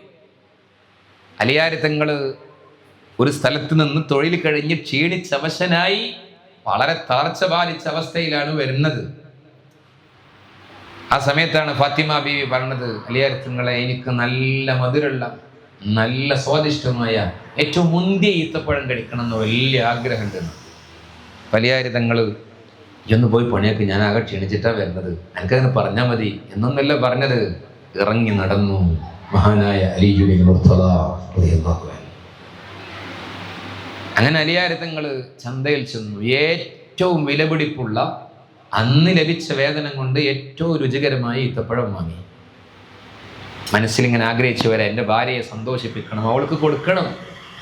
ഇങ്ങനെ വരുന്ന വഴിയിൽ ഒരു പാവപ്പെട്ട മനുഷ്യൻ ഇങ്ങനെ കരയാണ്. അയാളുടെ കരച്ചിൽ കണ്ട വലിയാര് തങ്ങൾക്ക് സങ്കടമായി. അയാളുടെ അരികിൽ ചെന്ന് ചോദിച്ചു, എന്തിനാ സഹോദര കരയണത്? അപ്പം അയാൾ പറഞ്ഞു, അത്രേ, എനിക്കാരുമില്ല, ഞാനിങ്ങനെ ഒറ്റപ്പെട്ട് ഏകാന്ത പതികനായി അപരിചിതനായി ഇങ്ങനെ കഴിയുന്നു എന്ന് മാത്രം. ദിവസങ്ങളോളമായി ഭക്ഷണം കഴിച്ചിട്ട് ആരെങ്കിലും എന്തെങ്കിലും തന്നെങ്കിൽ എന്ന് ആഗ്രഹിക്കണം. വല്ലാത്ത ക്ഷീണമുണ്ട്, തളർച്ചയുണ്ട്, വിശപ്പിൻ്റെ കാഠിന്യമുണ്ട്, വേദനയുണ്ട്. അലിയാർ തങ്ങളുടെ കണ്ണിൽ നിന്ന് കണ്ണീര് വരെയാണ്. ഭാര്യയ്ക്ക് വേണ്ടി വാങ്ങിയ ഈത്തപ്പഴം മനുഷ്യനക്ക് കൊടുത്തു. അങ്ങനെ വീട്ടിലേക്ക് അല്പം നേരം വൈകിട്ടാണ് വന്നത്. വീട്ടിലേക്ക് വരുമ്പോൾ ഫാത്തിമ ബീവി ഇങ്ങനെ ആഗ്രഹത്തോടെ ഇരിക്കുകയാണ്, ഗർഭിണിയാണല്ലോ. അലിയാർ തങ്ങളോട് ചോദിച്ചു, എവിടെ ഈത്തപ്പഴം? അലിയാർ തങ്ങൾക്ക് സംസാരിക്കാൻ വയ്യ. അലിയാർ തങ്ങൾക്കൊരു മറുപടിയുമില്ല. എന്ത് ചെയ്യും? ചുണ്ടുകൾ ഇങ്ങനെ വിറകൊള്ളുന്നു. ഫാത്തിമ ബീവിയോട് പറഞ്ഞു, ഫാത്തിമ, നീ എന്നോട് ക്ഷമിക്കണം, പൊറുക്കണം. ഞാൻ വലിയ ആഗ്രഹത്തോടെ നീ പറഞ്ഞതനുസരിച്ച് ഏറ്റവും മുന്തിയ ഈത്തപ്പഴം വാങ്ങാൻ ചന്തയിൽ ചെന്നു. ചന്തയിൽ നിന്ന് വാങ്ങി വരുമ്പോൾ നീ പൊറുക്കും, ക്ഷമിക്കും എന്ന പ്രതീക്ഷയോടെ ഞാൻ പറയട്ടെ, വഴിയിൽ ഒരു പാവപ്പെട്ട മനുഷ്യൻ വിശപ്പിന്റെ കാഠിന്യം കൊണ്ട് നിലവിളിക്കുന്നത് കേട്ടപ്പോ ഞാൻ അയാൾക്ക് കൊടുത്തു. ഫാത്തിമ ബീവി അലിയാർ തങ്ങളുടെ കണ്ണുനീര് തുടച്ചു കൊടുത്തുകൊണ്ട് പറയുന്നുണ്ട്, അലിയാർ തങ്ങളെ അങ്ങ് വിഷമിക്കണ്ട, എൻ്റെ മനസ്സിന് വല്ലാത്തൊരു സന്തോഷം കിട്ടും ആ ഈത്തപ്പഴം ലഭിച്ചാൽ, വല്ലാത്തൊരു ആഹ്ലാദവും ആനന്ദവും കരുത്തും ഊർജവും ലഭിക്കും ആ ഈത്തപ്പഴം കഴിച്ചാൽ എന്നുള്ളത് കൊണ്ടാണ് ഞാൻ പറഞ്ഞത്. പക്ഷേ ആ കഷ്ടപ്പെടുന്ന കണ്ണുനീരോടുകൂടി വിശപ്പിന്റെ കാഠിന്യം കൊണ്ട് നിലവിളിക്കുന്ന മനുഷ്യന്റെ ആ മനസ്സിന്റെ സന്തോഷത്തിന് വേണ്ടി നിങ്ങൾ ത്യാഗം ചെയ്തില്ലേ, അതാണ് എനിക്ക് ഈത്തപ്പഴം സ്വയം കഴിക്കുന്നതിനേക്കാൾ സന്തോഷമായിട്ടുള്ളത് എന്ന് പറഞ്ഞിട്ട് അലിയാർ തങ്ങളെ ചേർത്ത് പിടിക്കുന്ന ഫാത്തിമ ബീവി. ഇവിടെ രണ്ടുപേരിൽ നിന്നും പഠിക്കാനുണ്ട് നമുക്ക്. അലിയാർ തങ്ങളുടെ ഈ സഹാനുഭൂതി, അലിയാർ തങ്ങളുടെ ഈ സഹിഷ്ണുത, അലിയാർ തങ്ങളുടെ മറ്റുള്ളവരുടെ വേദന സ്വയം ഏറ്റെടുക്കുന്ന ഈ അനുകമ്പയും. എത്രമേൽ അനുഗ്രഹീത ജീവിതത്തിന്റെ ഉടമയായിരുന്നു മഹാനായ അലി ഇബ്നു മുർത്തദ റളിയല്ലാഹു അൻഹു. അവിടുത്തെ ജീവിതത്തിൽ നിന്ന് ഒരുപാട് പഠിക്കാനുണ്ട്. മഹാനായ അലി റളിയല്ലാഹു അൻഹു നീതിയുടെ കാവലാളായിരുന്നു. നീതി ലോകത്തിന് പഠിപ്പിച്ചു കൊടുത്തത് മുത്തുനബിയാണ് സല്ലല്ലാഹു അലൈഹി വസല്ലം. ആ പ്രകാശത്തിൽ നിന്ന് ആവാഹിച്ചെടുത്ത് ലോകത്ത് നീതി നടപ്പിലാക്കിയതിൽ ഒന്നാമൻ പ്രിയപ്പെട്ടവരെ ഉമറുൽ ഫാറൂഖ് തങ്ങളാണ്. ആ നീതിയെ ഏറ്റവും വലിയ അർത്ഥത്തിൽ ലോകത്ത് വ്യാപിപ്പിച്ചത് അലി ഇബ്നു മുർത്തദ റളിയല്ലാഹു അൻഹു ആണ്. ഉമർ റളിയല്ലാഹു അൻഹുവിന്റെ നീതിബോധമൊക്കെ ലോകത്തേറെ ചർച്ചയല്ലേ. ഇന്ത്യയുടെ രാഷ്ട്രപിതാവ് മഹാത്മജി പോലും ഇന്ത്യ രാജ്യത്തിന്റെ സ്വാതന്ത്ര്യ സമരത്തിൽ രാജ്യത്തിന്റെ സ്വാതന്ത്ര്യം നേടിയെടുക്കാൻ വേണ്ടി അർദ്ധ ഫക്കീറായി ഓടി നടന്ന ആ വലിയ മനുഷ്യൻ രാജ്യം സ്വാതന്ത്ര്യം നേടിയപ്പോ ഉറക്കെ പറഞ്ഞത്, ഞാൻ സ്വാതന്ത്ര്യാനന്തര ഇന്ത്യയിൽ ഖലീഫ ഉമറിന്റെ ഭരണം ആഗ്രഹിക്കുന്നു എന്ന്. എന്താ ഖലീഫ ഉമറിന്റെ ഭരണത്തിന്റെ പ്രത്യേകത? നീതിയുക്തമായിരുന്നു. അധികാരം ഏറ്റെടുത്തതിന് ശേഷം രാത്രി ഉറങ്ങാൻ കിടന്നാൽ ഉറക്കം വരാതെ തിരിഞ്ഞും മറിഞ്ഞും കിടക്കും അത്ര. എന്താ കാര്യം? അതിശക്തമായ ചൂട് കൊണ്ട് കറണ്ട് പോയ രാത്രി ആയതുകൊണ്ടല്ല. നമ്മളൊക്കെ ഒരു പക്ഷെ ഉറക്കം കിട്ടാതെ കഷ്ടപ്പെടുന്നത് അങ്ങനെയായിരിക്കും. മഹാനായ ഉമറുൽ ഫാറൂഖ് തങ്ങൾ തൻ്റെ നാട്ടിൽ ഏതെങ്കിലും പൗരന്മാര് കഷ്ടപ്പെടുന്നുവോ എന്ന് അന്വേഷിച്ചിറങ്ങി നടക്കും മഹാനവറുകൾ. ഒരുപാട് സംഭവങ്ങൾ കാണും. ഒരിക്കൽ ഇങ്ങനെ നടക്കുമ്പോൾ വളരെ വിദൂരതയിലൊരു വീട് കാണുന്നു, ഒരൊറ്റപ്പെട്ട വീട്. അതിൻ്റെ അരികിലേക്ക് ചെന്നപ്പോൾ ഒരു മനുഷ്യൻ ഇങ്ങനെ നെട്ടോട്ടം ഓടുന്നു. വലിയ പ്രയാസമുണ്ട്, ചെറിയ സങ്കടമുണ്ട്, കരച്ചിലുണ്ട്. ഉമറുൽ ഫാറൂഖ് തങ്ങൾ ചെന്ന് ചോദിച്ചു, എന്തിനാ നിങ്ങളിങ്ങനെ പരിഭ്രമിച്ച് നെട്ടോട്ടം ഓടുന്നത്? അപ്പോൾ പറഞ്ഞു അത്ര, എൻ്റെ ഭാര്യയ്ക്ക് പ്രസവവേദന വന്നിട്ട് വല്ലാത്ത കഷ്ടപ്പാടിലാണ്, ആരുമില്ല പ്രസവം ഏറ്റെടുക്കാൻ സഹായിക്കാൻ. ഉമർ തങ്ങളാണ് ഈ വന്നത് എന്നൊന്നും ആർക്കറിയില്ല, ആ സഹോദരൻ അറിയില്ല. ഉമർ റളിയല്ലാഹു അൻഹു പറഞ്ഞു, സഹോദരാ ഞാനിപ്പം വരാമെന്ന് പറഞ്ഞ് വീട്ടിലേക്ക് പാതിരാ സമയത്ത് തിരിച്ചു ചെന്നിട്ട് പ്രിയ പത്നിയോട് പറഞ്ഞു, നമ്മുടെ ഈ നാട്ടിൽ പ്രസവ വേദന വന്നിട്ട് പാവപ്പെട്ട ഒരു പെണ്ണ് വേദനിച്ച് കരയുന്നുണ്ടോ? നീ എന്റെ കൂടെ വരണം, അവരെ പ്രസവം ഏറ്റെടുക്കണം. രാജാവ് രാജ്ഞിയോടാ പറഞ്ഞത്. ഞാൻ വരൂല എന്നൊന്നും പറഞ്ഞില്ല. ഉമർ തങ്ങളെ കൂടെ വന്നു, അതിനുള്ള സാധനങ്ങളുമായി വന്നു. ആ വീടിന്റെ അകത്തേക്ക് കടന്നു. ഉമർ തങ്ങൾ പുറത്ത് കാത്തിരിക്കണം. ആ സഹോദരനുണ്ട് അവിടെ. സമയം കുറച്ച് പിന്നിട്ടു. അകത്ത് നിന്ന് വിളിച്ചു പറഞ്ഞു ഉമർ തങ്ങളുടെ ഭാര്യ, യാ അമീറുൽ മുഅ്മിനീൻ, അമീറുൽ മുഅ്മിനീൻ ഉമർ തങ്ങളെ, നിങ്ങളുടെ സഹോദരന് ഒരു ആൺകുഞ്ഞ് പിറന്നിരിക്കുന്നു. ഇതങ്ങ് കേട്ടപ്പോ ആ വീട്ടുകാരനങ്ങ് കരഞ്ഞു പോയത്രേ. അമീറുൽ മുഅ്മിനീനോ, ഉമറുൽ ഫാറൂഖ് തങ്ങളോ, ഈ നിൽക്കുന്ന മനുഷ്യൻ, പടച്ചോനെ എന്തൊരു നീതി പോലെ കെട്ടിപ്പിടിച്ചിട്ട് കരയാണ്. ഇത്ര നല്ല നീതിയും ഈ നാട്ടിലെ പൗരന്മാര് കഷ്ടപ്പെടുമ്പോ അവരോടൊപ്പം നിൽക്കാനുള്ള മനസ്സും നിങ്ങൾക്ക് എവിടെ നിന്ന് ലഭിച്ചു? അല്ലാഹുവിന്റെ തിരുദൂതരിൽ നിന്ന് ലഭിച്ച പ്രകാശമാണെന്ന് പറഞ്ഞുവെങ്കിൽ ഉമറുൽ ഫാറൂഖ് തങ്ങൾ അങ്ങനെയായിരുന്നു. ഒരിക്കൽ ഉമറുൽ ഫാറൂഖ് തങ്ങൾ രാത്രി ഇങ്ങനെ നടക്കാനിറങ്ങിയതാണ്. ഒരു മലഞ്ചെരുവിലൂടെ അങ്ങനെ പോവാണ്. എന്തിനാ നടക്കുന്നത്? രാത്രി ഇങ്ങനെ ഇളങ്കാറ്റ് കൊള്ളാനൊന്നല്ല. നാട്ടിലെ ഏതെങ്കിലും ആളുകൾ കഷ്ടപ്പെടുന്നുവോ വേദനിക്കുന്നുവോ എന്ന് അന്വേഷിക്കാൻ. അങ്ങനെ മലഞ്ചെരുവിൽ ഒരു കൊച്ചു കൂര കാണുകയും അതിനകത്ത് നിന്ന് ചെറിയ വെളിച്ചമുണ്ട്, ആൾപ്പാർക്കുണ്ടെന്ന് മനസ്സിലാക്കി ഉമർ തങ്ങൾ അരികിൽ ചെന്നു. അരികിൽ ചെന്നപ്പോൾ വീടിന്റെ അകത്ത് നിന്ന് ചെറിയ മക്കൾ ഇങ്ങനെ നിലവിളിച്ച് കരയുന്ന ആ ഒരു കേൾവിയാണ് മഹാനവറുകളെ സ്വാഗതം ചെയ്യുന്നത്. ഇത് വല്ലാത്ത സങ്കടമായി കതക് മുട്ടി കണ്ട കാഴ്ച സങ്കടപ്പെടുത്തുന്ന കാഴ്ചയാണ്. ഒരു ഉമ്മ പാത്രം അടുപ്പിന്റെ മുകളിൽ വെച്ചിട്ട് പാത്രത്തിൽ വെള്ളമൊഴിച്ചിട്ട് അടുപ്പിൽ ഇങ്ങനെ വിറക് വെച്ച് കത്തിക്കുന്നുണ്ട്, പാത്രത്തിൽ കയ്യിലിട്ടിളക്കുന്നുണ്ട്. ഒരുപാട് മക്കൾ ഇങ്ങനെ ആ ഉമ്മയുടെ കാലിനരികിൽ കിടന്നിട്ട് ഇങ്ങനെ നിലവിളിച്ച് കരഞ്ഞ് കരഞ്ഞ് കരഞ്ഞ് കരഞ്ഞ് തളർന്നുറങ്ങിപ്പോയിട്ടുണ്ട്. ഉമറുൽ ഫാറൂഖ് തങ്ങൾക്ക് സഹിച്ചില്ല ഈ കാഴ്ച കണ്ടപ്പോൾ. ചോദിച്ചു, ഉമ്മ എന്താണ് ഈ കാണുന്നത്? ആ ഉമ്മ പറഞ്ഞു, എൻ്റെ വീട്ടിൽ ദിവസങ്ങളോളമായി പട്ടിണിയാണ്, ഒന്നുമില്ല. എൻ്റെ ഈ മക്കൾ ഇങ്ങനെ വിശപ്പിൻ്റെ കാഠിന്യം കൊണ്ട് നിലവിളിച്ച് കരയുമ്പോൾ അവർക്ക് കൊടുക്കാൻ വെള്ളമില്ലാതെ ഒന്നുമില്ല. ഞാൻ അടുപ്പിൻ്റെ മുകളിൽ വെള്ളം വെച്ചിട്ട് പാത്രത്തിൽ കയ്യിലിട്ട് ഇങ്ങനെ ഇളക്കുമ്പോൾ മക്കൾക്ക് പ്രതീക്ഷയാണ്, കഞ്ഞിയായിരിക്കും ഉമ്മ പാചകം ചെയ്യുന്നത്, വിശപ്പകറ്റാമല്ലോ എന്ന്. അങ്ങനെ അവർ കരഞ്ഞ് കരഞ്ഞ് കരഞ്ഞ് തളർന്നു പോയിട്ട് അവർ ഉറങ്ങിയെന്ന് ഉറപ്പ് വന്നാലേ ഞാൻ ഈ പാത്രം ഇറക്കി വെക്കുള്ളൂ, മറ്റൊന്നും എൻ്റെ കയ്യിലില്ലല്ലോ. ദിവസങ്ങളോളായിട്ട് ഇങ്ങനെയാണ് തള്ളി നീക്കുന്നത്. അമീറുൽ മുഅ്മിനീൻ ഉമറുൽ ഫാറൂഖ് തങ്ങൾ നല്ല ധൈര്യമുള്ള സ്ഥൈര്യമുള്ള മനസ്സിൻ്റെ ഉടമയാണ്. പക്ഷേ കരഞ്ഞു പോയത്ര ഉമർ തങ്ങൾ കരഞ്ഞിട്ട് പറഞ്ഞു, ഉമ്മ ഇത് കാണാൻ എനിക്ക് കഴിയുന്നില്ല ഉമ്മ, ഇത് സഹിക്കാൻ എനിക്ക് കഴിയുന്നില്ല ഉമ്മ.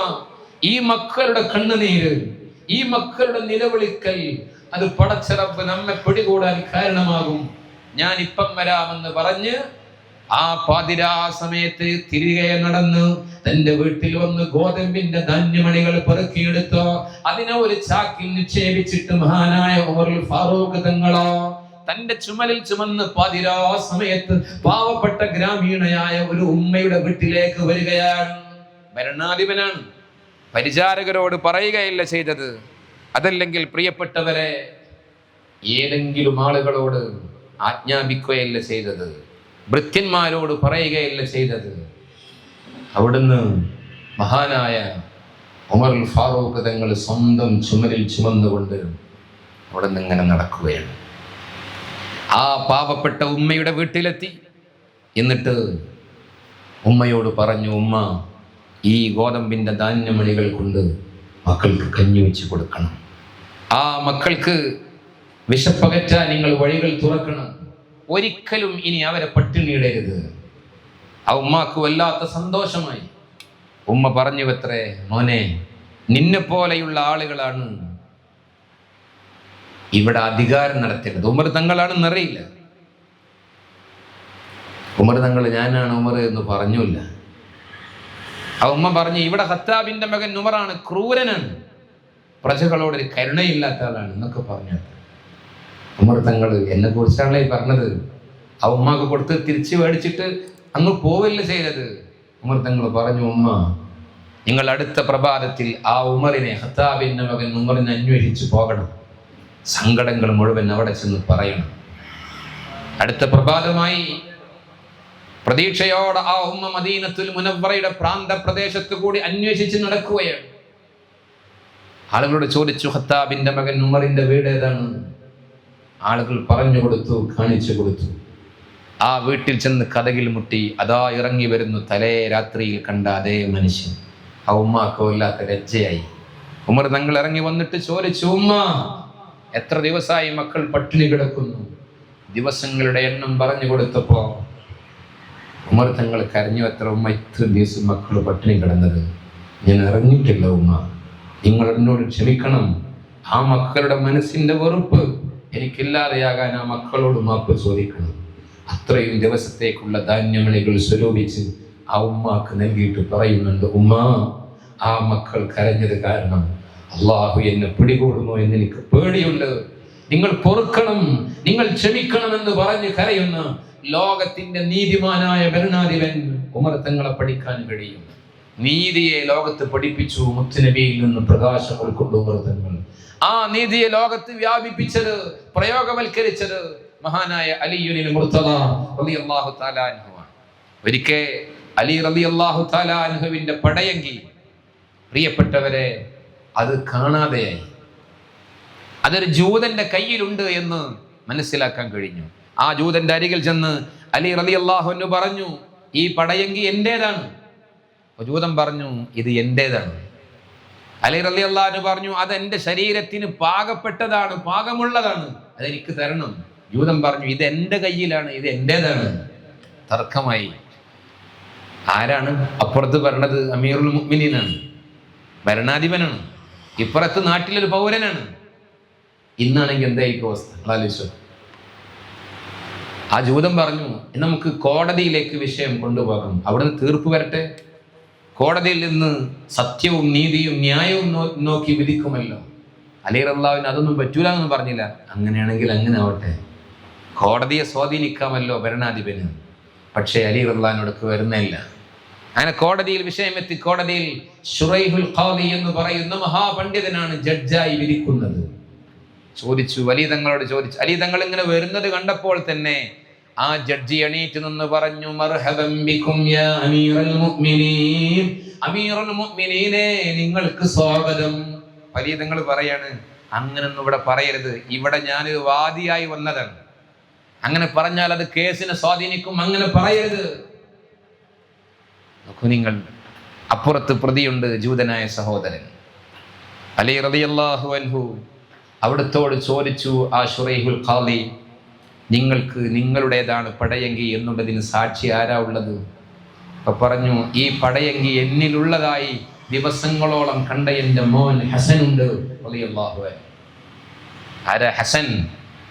അല്ലാഹുവിന്റെ റസൂൽ പറഞ്ഞില്ലേ, ഹസൻ ഹുസൈൻ റളിയല്ലാഹു അൻഹുമയെ തൊട്ട് റൈഹാനതൈ മിൻ അഹ്ലി ദുനിയ, ഈ ദുനിയാവിലെ എനിക്കുള്ള 2 റൈഹാൻ പുഷ്പങ്ങളാണ് എന്ന് പറഞ്ഞുവെങ്കിൽ, സയ്യിദ ശബാബി അഹ്ലിൽ ജന്ന, സ്വർഗ്ഗത്തിലെ യുവാക്കളുടെ നേതാക്കളാണ് എന്നൊക്കെ സാക്ഷ്യപ്പെടുത്തിയെങ്കിൽ, ശുറൈഹുൽ ഖാദി പറഞ്ഞു, അത്ര നിങ്ങളെ മോനായതുകൊണ്ട് നിങ്ങൾക്ക് സാക്ഷിയാവാൻ പറ്റൂല.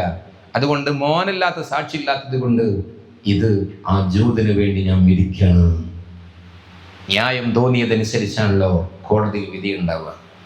അമീറുൽ മുഅ്മിനീൻ അലി റളിയല്ലാഹു അൻഹു പൊട്ടിത്തെറിച്ചില്ല, സന്തോഷത്തോടെ തിരികെ നടന്നു.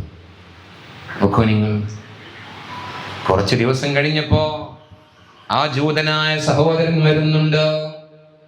അലി റളിയല്ലാഹു അൻഹുവിന്റെ അരികിൽ വന്നുകൊണ്ട് കരയുകയാണ്, അലിയാരി തങ്ങളെ, നിങ്ങളുടെ മനസ്സിന്റെ വിശാലത എന്നെ വല്ലാതെ ആകർഷിച്ചു പോയി. നിങ്ങളിൽ അധികാരമുണ്ട്, സ്വാധീനമുണ്ട്, പേരുണ്ട്, പ്രശസ്തിയുണ്ട്, എല്ലാം ഉണ്ട്. എന്നെ ഒന്നുമല്ലാതെയാക്കാൻ നിങ്ങൾക്ക് കഴിയും. എന്റെ കയ്യിൽ നിന്ന് ആ പടയങ്കിയെ നിങ്ങളിലേക്ക് കൊണ്ടുപോകാൻ നിങ്ങളുടെ പട്ടാളക്കാരെ നിങ്ങൾക്ക് വിന്യസിക്കാൻ കഴിയും. പക്ഷേ നിങ്ങൾ നീതിബോധമുള്ള ആളായതുകൊണ്ട് അങ്ങനെയൊന്നും ചെയ്തില്ല. കോടതിയിലേക്ക് വിഷയം വെക്കണമെന്ന് പറഞ്ഞപ്പോ നിങ്ങൾ ഒരു വിനയാന്യതിനെ പോലെ അത് അംഗീകരിച്ചു. കോടതിയിൽ ചെന്നു ഖാദി നിങ്ങളെ സ്വാഗതം ചെയ്തപ്പോ, എണീറ്റ് നിന്ന് അമീറുൽ മുഅ്മിനീൻ എന്ന് അഭിസംബോധന ചെയ്തപ്പോ, അങ്ങനെ അങ്ങനെ പറഞ്ഞിട്ട് കേസിന് സ്വാധീനിക്കരുതെന്ന് അങ്ങ് പറഞ്ഞു. അവസാനം നിങ്ങൾക്ക് പടയെങ്കിൽ ലഭിക്കാതെ ആ കോടതിക്ക് തോന്നിയതനുസരിച്ച്, തോന്നിയ നീതിയും ന്യായവും അനുസരിച്ച് എനിക്ക് പടയെങ്കിൽ വിധിച്ചപ്പോ കോടതിയുടെ വിധി നിങ്ങൾ സർവാത്മന അംഗീകരിച്ചുകൊണ്ട് ഒരു സാധാരണക്കാരനെ പോലെ ഇറങ്ങിപ്പോയത് എന്നെ വല്ലാതെ ആകർഷിച്ചു എന്ന് പറഞ്ഞ് കരയുകയാണ്. നിങ്ങൾ ഇത് എവിടെ നിന്ന് പഠിച്ചു? ഇത് അല്ലാഹുവിന്റെ തിരുദൂതരിൽ നിന്ന് പഠിച്ചതാണ്, അല്ലാഹുവിന്റെ തിരുദൂതരിൽ നിന്ന് പഠിച്ചതാണ്. ആ ജൂത സഹോദരൻ പറയുന്നു, ഇത് നിങ്ങളുടെ പടയെങ്കിൽ തന്നെയാണ്, ഇത് നിങ്ങൾ സ്വീകരിക്കണമെന്ന് പറഞ്ഞ് സത്യത്തിന്റെ കൂടെ വന്നിട്ട് ആ ജൂതൻ പറയുന്നു, ഈ സത്യം ഈ സമ്പൽപാതയിലേക്ക് എന്നെ കൂടി അംഗമായി ചേർക്കുമോ എന്ന് ചോദിച്ചു. അശ്ഹദു അല്ലാ ഇലാഹ ഇല്ലല്ലാഹ് വ അശ്ഹദു അന്ന മുഹമ്മദർ റസൂലുള്ളാഹ്. കലിമത്തു ഷഹാദ ഉച്ചരിച്ച് ഇസ്ലാമിന്റെ തീരത്തേക്ക് കടന്നു വരികയാണ്. നമ്മൾ അറിയണം എൻ്റെ പ്രിയപ്പെട്ടവരെ, അലി റളിയല്ലാഹു അൻഹുവിന്റെ നീതിബോധം, അധികാരം ഉപയോഗിച്ച് ആളുകളെ അടിച്ചമർത്തുന്ന സ്വഭാവത്തിന്റെ ഉടമയായിരുന്നില്ല. അള്ളാഹു മനസ്സിലാക്കാൻ നമുക്ക് സൗഭാഗ്യം നൽകി അനുഗ്രഹിക്കട്ടെ. അങ്ങനെ അലി റളിയല്ലാഹു അൻഹു റസൂലുള്ളാഹി സ്വല്ലല്ലാഹു അലൈഹി വസല്ലമ തങ്ങൾ ലോകത്തോട് വിട പറഞ്ഞു. അവിടുത്തെ 63ാമത്തെ വയസ്സിൽ. അതിനേക്കാളും ഏകദേശം പ്രിയപ്പെട്ടവരെ ഒരു 30 വയസ്സ് താഴെയായിരിക്കും അലി തങ്ങൾക്കുണ്ടാവുക. നല്ല ചുറുചുറുക്കുള്ള സമയം. റസൂലുള്ളാഹി സ്വല്ലല്ലാഹു അലൈഹി വസല്ലമ തങ്ങൾ വഫാത്തായപ്പോൾ പിന്നീട് അധികാരം ആര് പറഞ്ഞു? അവിടുത്തെ കുടുംബത്തിൽ നിന്നുള്ള ഒരാൾ തന്നെ വരണം എന്ന അഭിപ്രായവും മുറവിളിയും ഉണ്ടായി. അലിയാർ തങ്ങൾ അധികാരമേൽക്കണമെന്നുള്ള വലിയ അഭിപ്രായമുണ്ടായി. അലിയാർ തങ്ങൾ പ്രിയപ്പെട്ടവരെ പറഞ്ഞു, അബൂബക്കർ തങ്ങൾ മുത്തുനബിയുടെ ഏറ്റവും ഇഷ്ട കൂട്ടുകാരൻ. അങ്ങനെ അബൂബക്കർ തങ്ങളാ വന്നത്, പിന്നെ ഉമർ തങ്ങൾ വന്നു, പിന്നെ ഉസ്മാൻ തങ്ങൾ വന്നു. അതിനു ശേഷമാണ് അലിയാർ തങ്ങൾ. ഒരിക്കലും ഞാനാണ് അധികാരത്തിലേക്ക് വരേണ്ടത് എന്ന് പറഞ്ഞ് അധികാരം വെട്ടിപ്പിടിക്കാൻ മുമ്പോട്ട് വന്നിട്ടില്ല. ലോകത്തിനേറെ മാതൃകയാണ് അലിയാർ തങ്ങളിൽ നിന്ന്. അലിയാർ തങ്ങൾ അങ്ങനെ ഉസ്മാൻ ഇബ്നു അഫ്ഫാൻ റളിയല്ലാഹു അൻഹു 12 വർഷം ഭരിച്ചു. 10 വർഷവും 6 മാസവും ഉമർ തങ്ങൾ ഭരിച്ചു. 2 വർഷവും ഏതാനും മാസവും. പ്രിയപ്പെട്ടവരെ, അങ്ങനെ ഏകദേശം 25 വർഷത്തോളമായി ഈ 3 ഖലീഫമാരുടെയും ഭരണമുണ്ടായി. പിന്നീട് അലി റളിയല്ലാഹു അൻഹു അധികാരമേൽക്കേണ്ടി വന്നു. ഏറെ പ്രതിസന്ധിയുള്ള, കലഹങ്ങളുള്ള, സംഘർഷഭരിതമായ കലാപാന്തരീക്ഷം നിറഞ്ഞു നിൽക്കുന്ന ഒരു സാഹചര്യത്തിലാണ് അലി റളിയല്ലാഹു അൻഹു അധികാരമേൽക്കുന്നത്. ഉസ്മാൻ ഇബ്നു അഫ്ഫാൻ റളിയല്ലാഹു അൻഹുവിനെ കൊലപ്പെടുത്തിയ ആ കൊലയാളികളെ, ഘാതകരെ പിടിച്ച് അവർക്കുള്ള ശിക്ഷ നടപ്പിലാക്കിയിട്ട് അധികാരം മുന്നോട്ട് കൊണ്ടുപോകാവൂ എന്നൊരു വിഭാഗം പറഞ്ഞു. അലിയാർ തങ്ങൾ പറഞ്ഞു, രംഗമൊക്കെ ഒന്ന് ശാന്തമാകട്ടെ, എന്നിട്ട് നമുക്ക് അങ്ങനെ ചെയ്യാം. അങ്ങനെ വിഭാഗങ്ങളായി. ഖവാരിജുകൾ എന്ന് പറയുന്ന പരിശുദ്ധ ദീനിലെ തീവ്ര സ്വഭാവമുള്ള ആളുകൾ. ഇന്നും അങ്ങനെയുള്ള ആളുകളെ കൊണ്ടാണല്ലോ പരിശുദ്ധ ദീനിന് പോലും ദുഷ്പേര് വരുന്നത്. ആ അതിതീവ്ര സ്വഭാവമുള്ള ആളുകൾ അലി റളിയല്ലാഹു അൻഹുവിൽ നിന്ന് പുറപ്പെട്ടു പോയി. അവർ ഖവാരിജുകളായി. അങ്ങനെ അലി തങ്ങൾക്ക് ശത്രുതയുടെ വഴിയിൽ അവർ കടന്നു വരികയാണ്.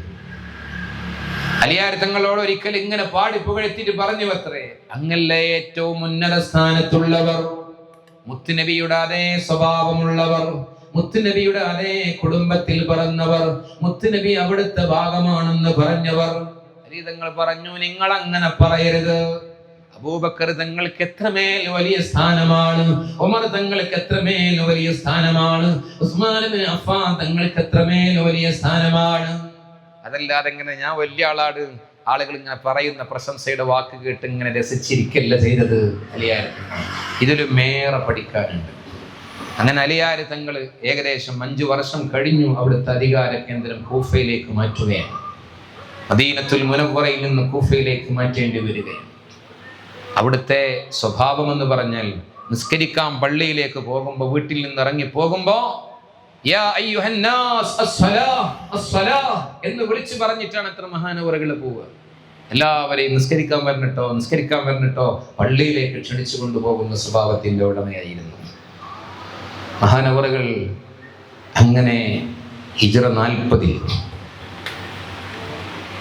റസൂലുള്ളാഹി സ്വല്ലല്ലാഹു അലൈഹി വസല്ലമ തങ്ങൾ ഹിജ്റ പോകുന്നത് 53ാമത്തെ വയസ്സിൽ. പിന്നെ റസൂലുള്ള ഏകദേശം ഒരു 10-11 വർഷം ഉണ്ടായിട്ടുള്ളത്. പിന്നീട് പ്രിയപ്പെട്ടവരെ, ഈ 3 ഖലീഫമാരും ഏകദേശം 25 വർഷത്തോളം ഭരിച്ചു. ഖുലഫാ ഉർ റാഷിദീങ്ങളുടെ ഭരണം മൊത്തം ഉണ്ടായിട്ടുള്ളത് 30 വർഷം. അങ്ങേക്ക് ഇഷ്ടമെങ്കിൽ റൂഹിനെ പിടിക്കാൻ, അതല്ലെങ്കിൽ ലോകവിവരം അറിഞ്ഞ് തിരിച്ചു പോകാൻ അള്ളാഹുവിന്റെ ആജ്ഞ പ്രകാരം വന്നതാണ്. നബി പറയുന്നുണ്ട്, അസ്റായിലെ, ഞാൻ എന്തിനാ പേടിക്കുന്നത്? അള്ളാഹുവിൽ നിന്നുള്ള കൽപ്പന ഞാൻ അംഗീകരിക്കുന്നു, എൻ്റെ റൂഹ് പിടിച്ചോളൂ. പക്ഷെ എനിക്ക് അവസാനമായിട്ടൊരു ആഗ്രഹമുള്ളത്, എൻ്റെ ജീവിതത്തിൽ ഞാൻ സങ്കടപ്പെട്ടിരിക്കുമ്പോൾ, വേദനിക്കുമ്പോൾ എനിക്ക് ആശ്വാസം തന്ന ജിബ്രീൽ നിന്ന് കാണണം. എനിക്ക് വല്ലാത്ത കരുത്തായിരുന്നു ജിബ്രീൽ. അങ്ങനെ ജിബ്രീലിനെ വിളിച്ചുകൊണ്ടിരുന്നുണ്ട്. ജിബ്രീൽ വന്ന് മുത്തുനബിയുടെ അരികിൽ നിൽക്കുന്നു. റസൂലുള്ള ഇങ്ങനെ സങ്കടപ്പെടുകയാണ്. ജിബ്രീലെ, എനിക്ക് വല്ലാത്ത സങ്കടമുണ്ട്, വേദനയുണ്ട്, വിഷമുണ്ട്, എന്നൊന്ന് ആശ്വസിപ്പിക്കും. ജിബ്രീൽ ആശ്വസിപ്പിക്കാൻ വേണ്ടി പറഞ്ഞിട്ടുണ്ട്, നബി എന്തിനാണ് ഇങ്ങനെ വിഷമിക്കുന്നത്? അങ്ങയുടെ റൂഹ് സ്വീകരിക്കാൻ 1-ാം ആകാശം വരെ മലക്കുകൾ സഫായി നിൽക്കുന്നുണ്ട്, അങ്ങ് ആശ്വസിച്ചോളൂ, ഇത് പോരെ സന്തോഷിക്കാൻ. റസൂലുള്ള സങ്കടപ്പെട്ട് വിതുമ്പിക്കൊണ്ട് പറയുന്നു, ജിബ്രീൽ, അതുകൊണ്ടൊന്നും എനിക്ക് ആശ്വാസം കിട്ടുന്നില്ല, ഒരു സമാധാനമില്ല. രണ്ടാമത് പറഞ്ഞു, അങ്ങയെ കാത്തുകൊണ്ട് സ്വർഗത്തിൽ തരുണീമണികളായ ഹൂറുല്യങ്ങൾ എല്ലാ തയ്യാറെടുപ്പുകളും നടത്തിയിട്ടുണ്ട്. സ്വർഗമുണ്ട്, സ്വർഗത്തിലെ സന്തോഷങ്ങളും ആനന്ദങ്ങളും പറഞ്ഞെടുത്തു. പുണ്യനബി കരയാണ്. അന്ന് പറഞ്ഞു, ജിബ്രീൽ, എനിക്ക് ആശ്വാസം കിട്ടണില്ല. മൂന്നാമതായി ജിബ്രീൽ ഇങ്ങനെ പറഞ്ഞു, നബിയെ, അങ്ങ് എന്തിനാ ഇങ്ങനെ വിഷമിക്കുന്നത്? അങ്ങയുടെ സമുദായാംഗങ്ങളാണ് നാളെ സ്വർഗത്തിൽ ആദ്യം കടക്കുന്നത് എന്ന് പറഞ്ഞപ്പോ നമ്മുടെ കണ്ണിലുണ്ണിയായ കരളിന്റെ കഷ്ണമായ ഹൃദയത്തിന്റെ തുടിപ്പായ മുത്തുളി മുഹമ്മദ് മുസ്തഫ സല്ലല്ലാഹു അലൈഹി വസല്ലമ തങ്ങൾ കണ്ണുനീര് തുടച്ചുകൊണ്ട് പറയുന്നു, ജിബ്രീലേ, ഇപ്പൊ എനിക്ക് ആശ്വാസമായി. ജിബ്രീലേ, ഞാൻ അങ്ങ് മരിച്ചു പോയാൽ എന്റെ സമുദായത്തിന് ആരാണുള്ളത് എന്നുള്ളതിൽ എനിക്ക് സങ്കടമുണ്ട്. അവർ സ്വർഗത്തിലാണെന്ന് കേട്ടപ്പോ എനിക്ക് ആശ്വാസമായി. അങ്ങനെ ജിബ്രീൽ ആശ്വസിപ്പിച്ചു. അസ്റായിൽ റൂഹിനെ പിടിക്കുമ്പോ ആയിഷബിയുടെ മടിയിൽ കിടന്നിട്ട് റസൂലുള്ളാഹി തങ്ങളുടെ ചുണ്ടുകൾ ഇങ്ങനെ ഇളകുന്നുണ്ട്. ആയിഷ ബീവി ശ്രമകരമായി അവിടുത്തെ ചെവി ചുണ്ടുകളോട് ചേർത്ത് വെച്ചപ്പോ അവിടുന്ന് ഇങ്ങനെ പറയുകയാണ്, യാ ആയിഷ, ഇന്നലിൽ മൗതി ലസകറാത്ത്. ആയിഷ, മരണത്തിന് വല്ലാത്ത വേദനയുണ്ടെന്ന് പറഞ്ഞു.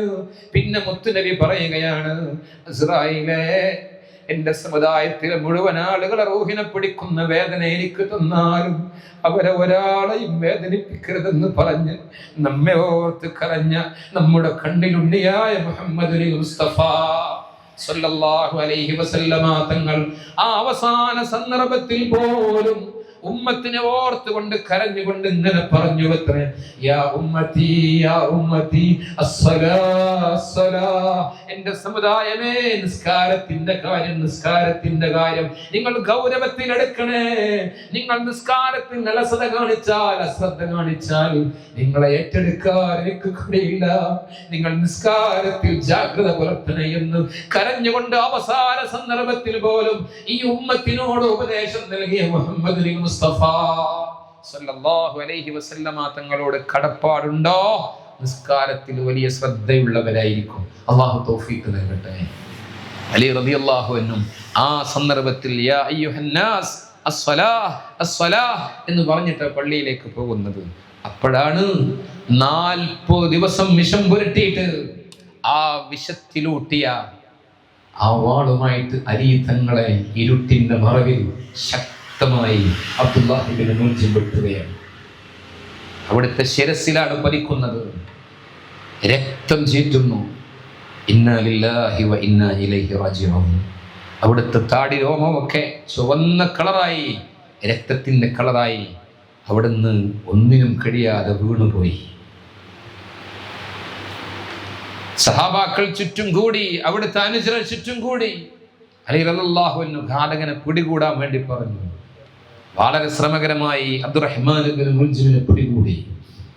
അലി റളിയല്ലാഹു അൻഹു പറഞ്ഞു, അദ്ദേഹത്തെ നിങ്ങൾ ഖിസാസ് എടുക്കണം, എന്നെ അദ്ദേഹം കൊലപ്പെടുത്തിയതുപോലെ കൊലപ്പെടുത്തണം. അതാണല്ലോ ഇസ്ലാമിന്റെ വിധി. പക്ഷേ അദ്ദേഹത്തെ നിങ്ങൾ എന്നെ കൊലപ്പെടുത്തി എന്നതിൻ്റെ പേരിൽ നീതികേട് കാണിക്കരുത്, ക്രൂരമാക്കരുത്, അംഗങ്ങളെ വെട്ടിമാറ്റിയിട്ട് വികൃതമാക്കരുത്, നിങ്ങൾ ശിക്ഷ നടപ്പിലാക്കിക്കൊള്ളു. അങ്ങനെ അലി റളിയല്ലാഹു അൻഹു പിന്നെയും 1-2 ദിവസം ആ അവസ്ഥയിൽ അങ്ങനെ മുന്നോട്ട് പോവാണ്. മക്കൾ ഹസൻ ഹുസൈൻ റളിയല്ലാഹു തആല അൻഹുമയെ വിളിച്ചു. കൂടെയുള്ള അനുജരെ വിളിച്ചിട്ട് പറഞ്ഞു, ഞാൻ ഈ അസുഖത്തിലെങ്ങ് മരണപ്പെട്ടാൽ നിങ്ങൾ ആ ഘാതകനെ പ്രതിക്രിയ നടത്തിക്കോളൂ, പക്ഷേ അനീതി കാണിക്കരുത്.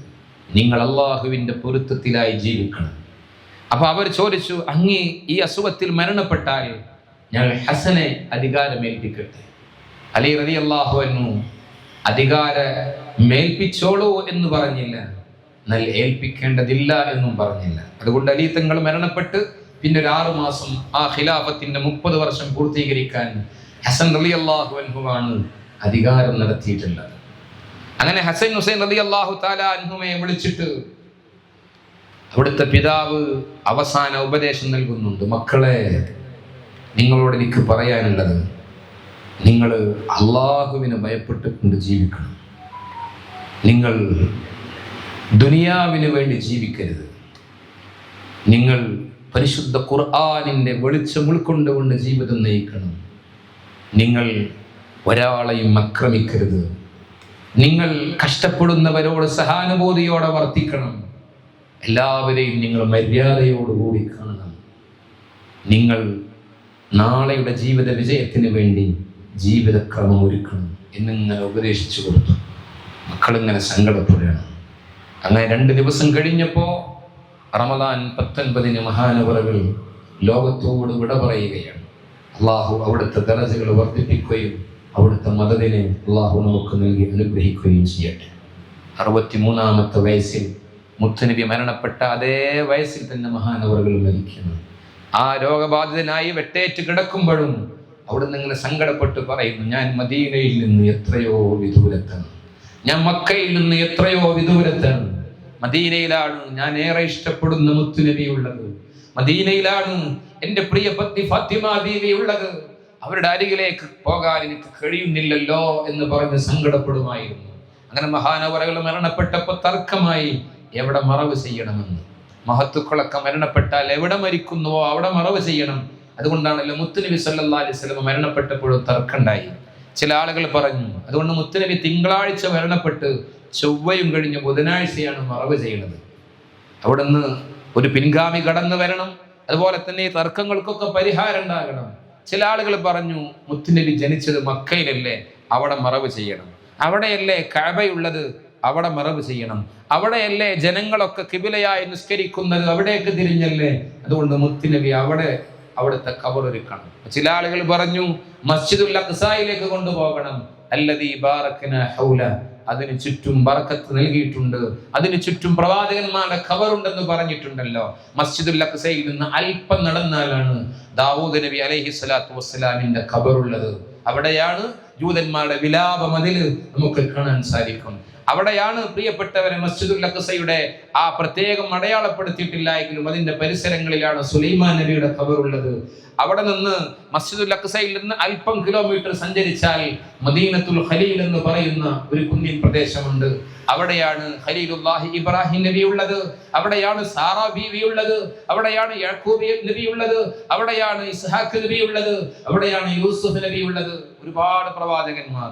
അതുപോലെ തന്നെ ജബൽ മൂസ എന്ന് പറയുന്ന നബി മൂസ എന്ന് പറയുന്ന ആ ഒരു ചെറിയ കുന്നിന്റെ മുകളിലാണ് മൂസാ നബിയുടെ ഖബറുള്ളത്. അപ്രകാരം തന്നെ ഈസാ നബി ജന്മമെടുത്തത് ബത്ലഹേം എന്ന് പറയുന്ന ബൈത്തുലഹിം എന്ന് ചരിത്രത്തിൽ അറിയപ്പെടുന്ന കാലിത്തൊഴുത്ത് എന്ന് ചരിത്രത്തിൽ വിശദീകരിക്കുന്ന ആ സ്ഥലമുള്ളത് അതും മസ്ജിദുൽ അഖ്സയുടെ ചുറ്റും. അവിടെയാണല്ലോ പ്രവാചകന്മാരുള്ളത്. അതുകൊണ്ട് മുത്തുനബിയെ അങ്ങോട്ട് കൊണ്ടുപോകണം. തർക്കമായി. ചില ആളുകൾ പറഞ്ഞു, അതെല്ലാം മദീനത്തുൽ മുനവ്വറയിൽ തന്നെ വേണം. അപ്പോഴാണ് സിദ്ദീഖ് റളിയല്ലാഹു അൻഹുവിന്റെ പ്രഖ്യാപനം വരുന്നത്, പ്രവാചകന്മാർ എവിടെ മരിക്കുന്നുവോ അവിടെ ഖബർ വേണം. അതുകൊണ്ടാണ് മുത്തുനബി മരിച്ചത് ആയിഷ ബീവിയുടെ വീട്ടിൽ, ആയിഷ ബീവിയുടെ മടിയിൽ കിടന്നിട്ടാണ്. ആയിഷ ബീവിയുടെ വീടാണ് മുത്തുനബി സല്ലല്ലാഹു അലൈഹി വസല്ലമ തങ്ങളുടെ ഖബർ. അത് പിന്നീട് പള്ളിയിലേക്ക് ചേർത്തെടുത്തതാണ്. മസ്ജിദുൻ നബവിയുടെ ചുറ്റുമായിരുന്ന റസൂലുള്ളാഹി തങ്ങളുടെ 9 ഭാര്യമാരുടെയും ഹുജറകൾ. അതിൽ ആയിഷ ബീവിയുടെ ഹുജറയാണ് ഹുജറ ഷരീഫ്. അവിടെയാണ് ഖബർ ഷരീഫ്. അതാണ് റസൂലുള്ളാഹി തങ്ങൾ പറഞ്ഞത്, മാ ബൈന ഖബരി വ മിംബരി റൗദത്തും മിൻ റിയാദിൽ ജന്ന. അതും ഒരു സൂചനയായിരിക്കും. എന്റെ ഖബറിന്റെയും എന്റെ മിമ്പറിന്റെയും ഇടയിൽ സ്വർഗ്ഗമാണ്. മറ്റൊരു സന്ദർഭത്തിൽ പറഞ്ഞത് മാ ബൈന ബൈതി വ മിമ്പരി, എന്റെ വീടിന്റെയും എന്റെ മിമ്പറിന്റെയും. അപ്പൊ അതിലൂടെ തന്നെ മനസ്സിലാക്കാം, ഞാൻ വസിച്ചിരുന്ന ആയിഷയുടെ വീട്ടിൽ മരിക്കുന്നു, ആ വീടിന്റെയും ആ മിമ്പറിന്റെയും ഇടയിൽ, എന്റെ ഖബറിന്റെയും മിമ്പറിന്റെയും ഇടയിൽ എന്ന് പറഞ്ഞതുപോലെ തന്നെ അപ്പൊ ഖബർ എവിടെ വരും എന്ന് ആദ്യമേ സൂചിപ്പിച്ചതായിരിക്കും. അതുകൊണ്ട് അലി റളിയല്ലാഹു അൻഹുവിനെ മരണപ്പെട്ട ആ വീട്ടിൽ തന്നെ പ്രിയപ്പെട്ടവരെ മറവ് ചെയ്യുകയാണ്. കൂഫയിലാണ് അലി റളിയല്ലാഹു അൻഹുവിന്റെ ഖബറു ശരീഫ് ഉള്ളത്. വലിയ ത്യാഗം സഹിച്ച് 5 വർഷത്തിലധികം ഭരണം നടത്തി. ആ ഭരണ കാലയളവ് ഏറെ പ്രതിസന്ധി നിറഞ്ഞ കാലയളവായിരുന്നുവെങ്കിലും ഒരിക്കലും പതറാതെ, തളരാതെ, തകരാതെ ഇസ്ലാമിന്റെ വിധിവിലക്കുകൾ കൃത്യമായി നടപ്പിലാക്കി മഹാനവറുകൾ പടച്ചറപ്പിനെ പേടിച്ചുകൊണ്ട് മുന്നോട്ട് പോയവരാണ്. അതുകൊണ്ട് അലി റളിയല്ലാഹു അൻഹുവിനെ കുറിച്ച് പഠിക്കുമ്പോൾ ഒരുപാട് പാഠങ്ങൾ നമുക്ക് പഠിക്കാൻ കഴിയുന്നുണ്ട്. ഒന്ന്, പ്രിയപ്പെട്ടവരെ, അവിടുത്തെ കുടുംബം തന്നെ അനുഗ്രഹീതമായ കുടുംബമാണ്, മുത്തുനബിയുടെ കുടുംബമാണ്. അതുപോലെ തന്നെ അവിടുത്തെ ആ ബാല്യകാലം ചെലവഴിച്ചത് മുത്തുനബിയോടൊപ്പമാണ്. അപ്പൊ നല്ല സഹവാസങ്ങൾ. നാം ആരോട് സഹവസിക്കുന്നുവോ, 5 നേരം നിസ്കരിക്കുന്നവരോടാണ്, അതുപോലെ തന്നെ നോമ്പനുഷ്ഠിക്കുന്നവരോടാണ്. ഇപ്പൊ ഇവിടെ ഈ വീട്ടുമുറ്റത്ത് നമ്മൾ ഇങ്ങനെ ഒരുമിച്ച് കൂടിയത് നമ്മുടെ അബ്ദുൽ സമദ് ഉസ്താദിനോടുള്ള സഹവാസം കൊണ്ടാണ് നമ്മെ ഇവിടെ എത്തിച്ചിട്ടുള്ളത്. അവരുടെ ആ ഗുരുപരമ്പരയിൽ നിന്ന് ലഭിച്ച പരിശുദ്ധമായ മാർഗത്തിലൂടെ ആത്മീയമായ വെളിച്ചവും ആത്മീയമായ വഴികളും നമുക്ക് നൽകിക്കൊണ്ടിരിക്കുമ്പോൾ ഇങ്ങനെയുള്ള ഈ സുഹബത്തുൽ കിറാമ തുഅദ്ദു മിൻഹു, നിങ്ങൾ ഏത് അനുഗ്രഹീതരായ ബഹുമാനിക്കപ്പെടുന്ന ആളുകളോട് നിങ്ങൾ സഹവസിക്കുന്നുവോ നിങ്ങളെയും അവരുടെ കൂട്ടത്തിലുള്ള ഒരാളായിട്ട് എണ്ണുമെന്നാണല്ലോ പഠിപ്പിക്കപ്പെട്ടിട്ടുള്ളത്. അതുകൊണ്ട് സഹവാസം നന്നാക്കണം. മുത്തുനബി സല്ലല്ലാഹു അലൈഹി വസല്ലം പറയുന്നുണ്ട്, അർറജുലു അലാ ദീനി ഖലീലി, ഏതൊരു മനുഷ്യനും അവന്റെ കൂട്ടുകാരന്റെ മാർഗത്തിലാണ്. അതുകൊണ്ട് ആരോട് കൂട്ടുകൂടണമെന്ന് ഓരോരുത്തരും ചിന്തിക്കണമെന്ന് മുത്തുനബി സല്ലല്ലാഹു അലൈഹി വസല്ലം പറയുന്നുണ്ട്. ഈ കാലയളവിൽ എന്റെ ശബ്ദം ശ്രവിക്കുന്ന രക്ഷിതാക്കളെ, ഉമ്മമാരെ, ആത്മാർത്ഥമായി നിങ്ങളോട് പറയാനുള്ളത്, നമ്മുടെ മക്കളുടെ കൂട്ടുകെട്ട് നമ്മൾ ശ്രദ്ധിക്കണം, നിരീക്ഷിക്കണം. അവർക്ക് നല്ല കൂട്ടുകെട്ടുകൾ ഒരുക്കി കൊടുക്കണം. അതില്ലാത്തത് കൊണ്ടാണ് ഇന്ന് കേരളത്തിൽ മാതാപിതാക്കൾ വലിയ അപകട ഭീഷണിയിലുണ്ട്. എപ്പോഴാണ് സ്വന്തം ഗർഭത്തിൽ ജന്മമെടുത്ത മക്കളാൽ അപകടത്തിനിരയാകുന്നത് എന്നുള്ള ഭയപ്പാടിലാണ് പല രക്ഷിതാക്കളും. എന്തുകൊണ്ട് നമ്മുടെ മക്കൾ, അവരുടെ കൂട്ടാളികൾ മദ്യപാനത്തിന്റെ, മയക്കുമരുന്നിന്റെ, അധർമ്മത്തിന്റെ, അരുതായ്മയുടെ വക്താക്കളോടൊപ്പമാകുമ്പോൾ ആ മാലിന്യം അവരിലേക്ക് തെറിക്കുകയും. ഇതുകൊണ്ടാണ് നമ്മുടെ പൂർവികരൊക്കെ ചെറുപ്പത്തിലെ നമ്മുടെ മക്കളെ പഠിക്കാൻ പറഞ്ഞേക്കുമ്പോൾ ഒരു നല്ല മനുഷ്യന്റെ അടുത്തേക്ക് കൊണ്ടുപോയിട്ടും ദ്വാ ചെയ്യിപ്പിക്കും. ഞാൻ ഇന്നിവിടെ വന്നപ്പോ സമദ് ഉസ്താദ് എന്നോട് പറഞ്ഞു, ഞാൻ ഓതാൻ പോകുന്നേ ആ 12ാമത്തെ വയസ്സിൽ എൻ്റെ വല്യമ്മന്റെ കൈ പിടിച്ചിട്ട് തൊഴിയൂർ ഉസ്താദിന്റെ അരികിലേക്ക് കൊണ്ടുപോയി. ഉസ്താദ് മന്ത്രിച്ചു തന്നു, പൈസയും തന്നു, അങ്ങനെ ആശീർവദിച്ച് പറഞ്ഞയച്ചു. നമ്മുടെയൊക്കെ പൂർവികർ അങ്ങനെയായിരുന്നു. മദ്രസയിൽ 1ാം ക്ലാസ്സിൽ ചേർക്കാൻ പോകുമ്പോൾ ഒരു നല്ല മനുഷ്യന്റെ അരികിൽ ചെന്നിട്ട് ഒന്ന് ബിസ്മി ചൊല്ലിക്കണമെന്ന് ആഗ്രഹിച്ചു പോകും. ആ ഒരു വെളിച്ചുണ്ടല്ലോ, അത് വല്ലാത്ത വെളിച്ചായിരിക്കും. അങ്ങനെ 7 വയസ്സാകുമ്പോൾ ആ മക്കളിൽ നിസ്കാരത്തിന്റെ മാധുര്യം പകർന്നു കൊടുക്കുന്ന രക്ഷിതാക്കൾ. 10 വയസ്സാകുമ്പോൾ മക്കൾക്ക് സ്വാഭാവികമായും ഇങ്ങനെ പല രീതിയിലേക്കുമുള്ള ചിന്തകൾ പോകുമ്പോൾ, നിസ്കാരത്തോട് മടി തോന്നുമ്പോൾ ചെറിയൊരു ശിക്ഷയൊക്കെ കൊടുക്കുക. അങ്ങനെ ആ കുട്ടി റഷീദായി പ്രായപൂർത്തിയാകാൻ വേണ്ടി, അങ്ങനെ പരിസരത്ത് ഏത് നല്ല മഹാന്മാരുണ്ടോ അവർ മരണപ്പെട്ടവരാണെങ്കിൽ അവരുടെ ഖബറിനരികിൽ ചെല്ലും, ദുആ ചെയ്യും. ജീവിച്ചിരിക്കുന്ന മഹാന്മാരുടെ അരികിൽ ചെന്ന് മക്കളെ അവരുമായി ഒന്ന് കണക്ട് ചെയ്യും.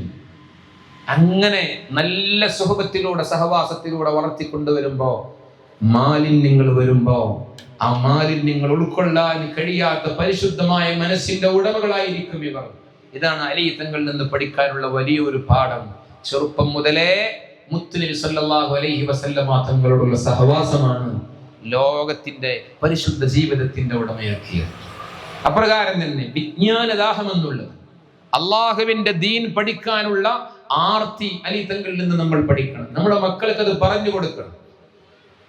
അള്ളാഹുവിന്റെ തിരുദൂതരിൽ നിന്ന്, ആ തിരുദൂതരുടെ പിന്മുറക്കാരായ പണ്ഡിതന്മാരാകുന്ന അനന്തരാവകാശികളിൽ നിന്ന് ഇന്ന് നമുക്ക് സ്വായത്തമാക്കാൻ കഴിയുന്ന വിജ്ഞാനങ്ങൾ ഏതൊക്കെയുണ്ടോ കഴിവിന്റെ പരമാവധി സ്വായത്തമാക്കാനുള്ള അവസരങ്ങൾ ഉപയോഗപ്പെടുത്തുക. അതാണ് അലി തങ്ങളുടെ ക്വാളിറ്റി.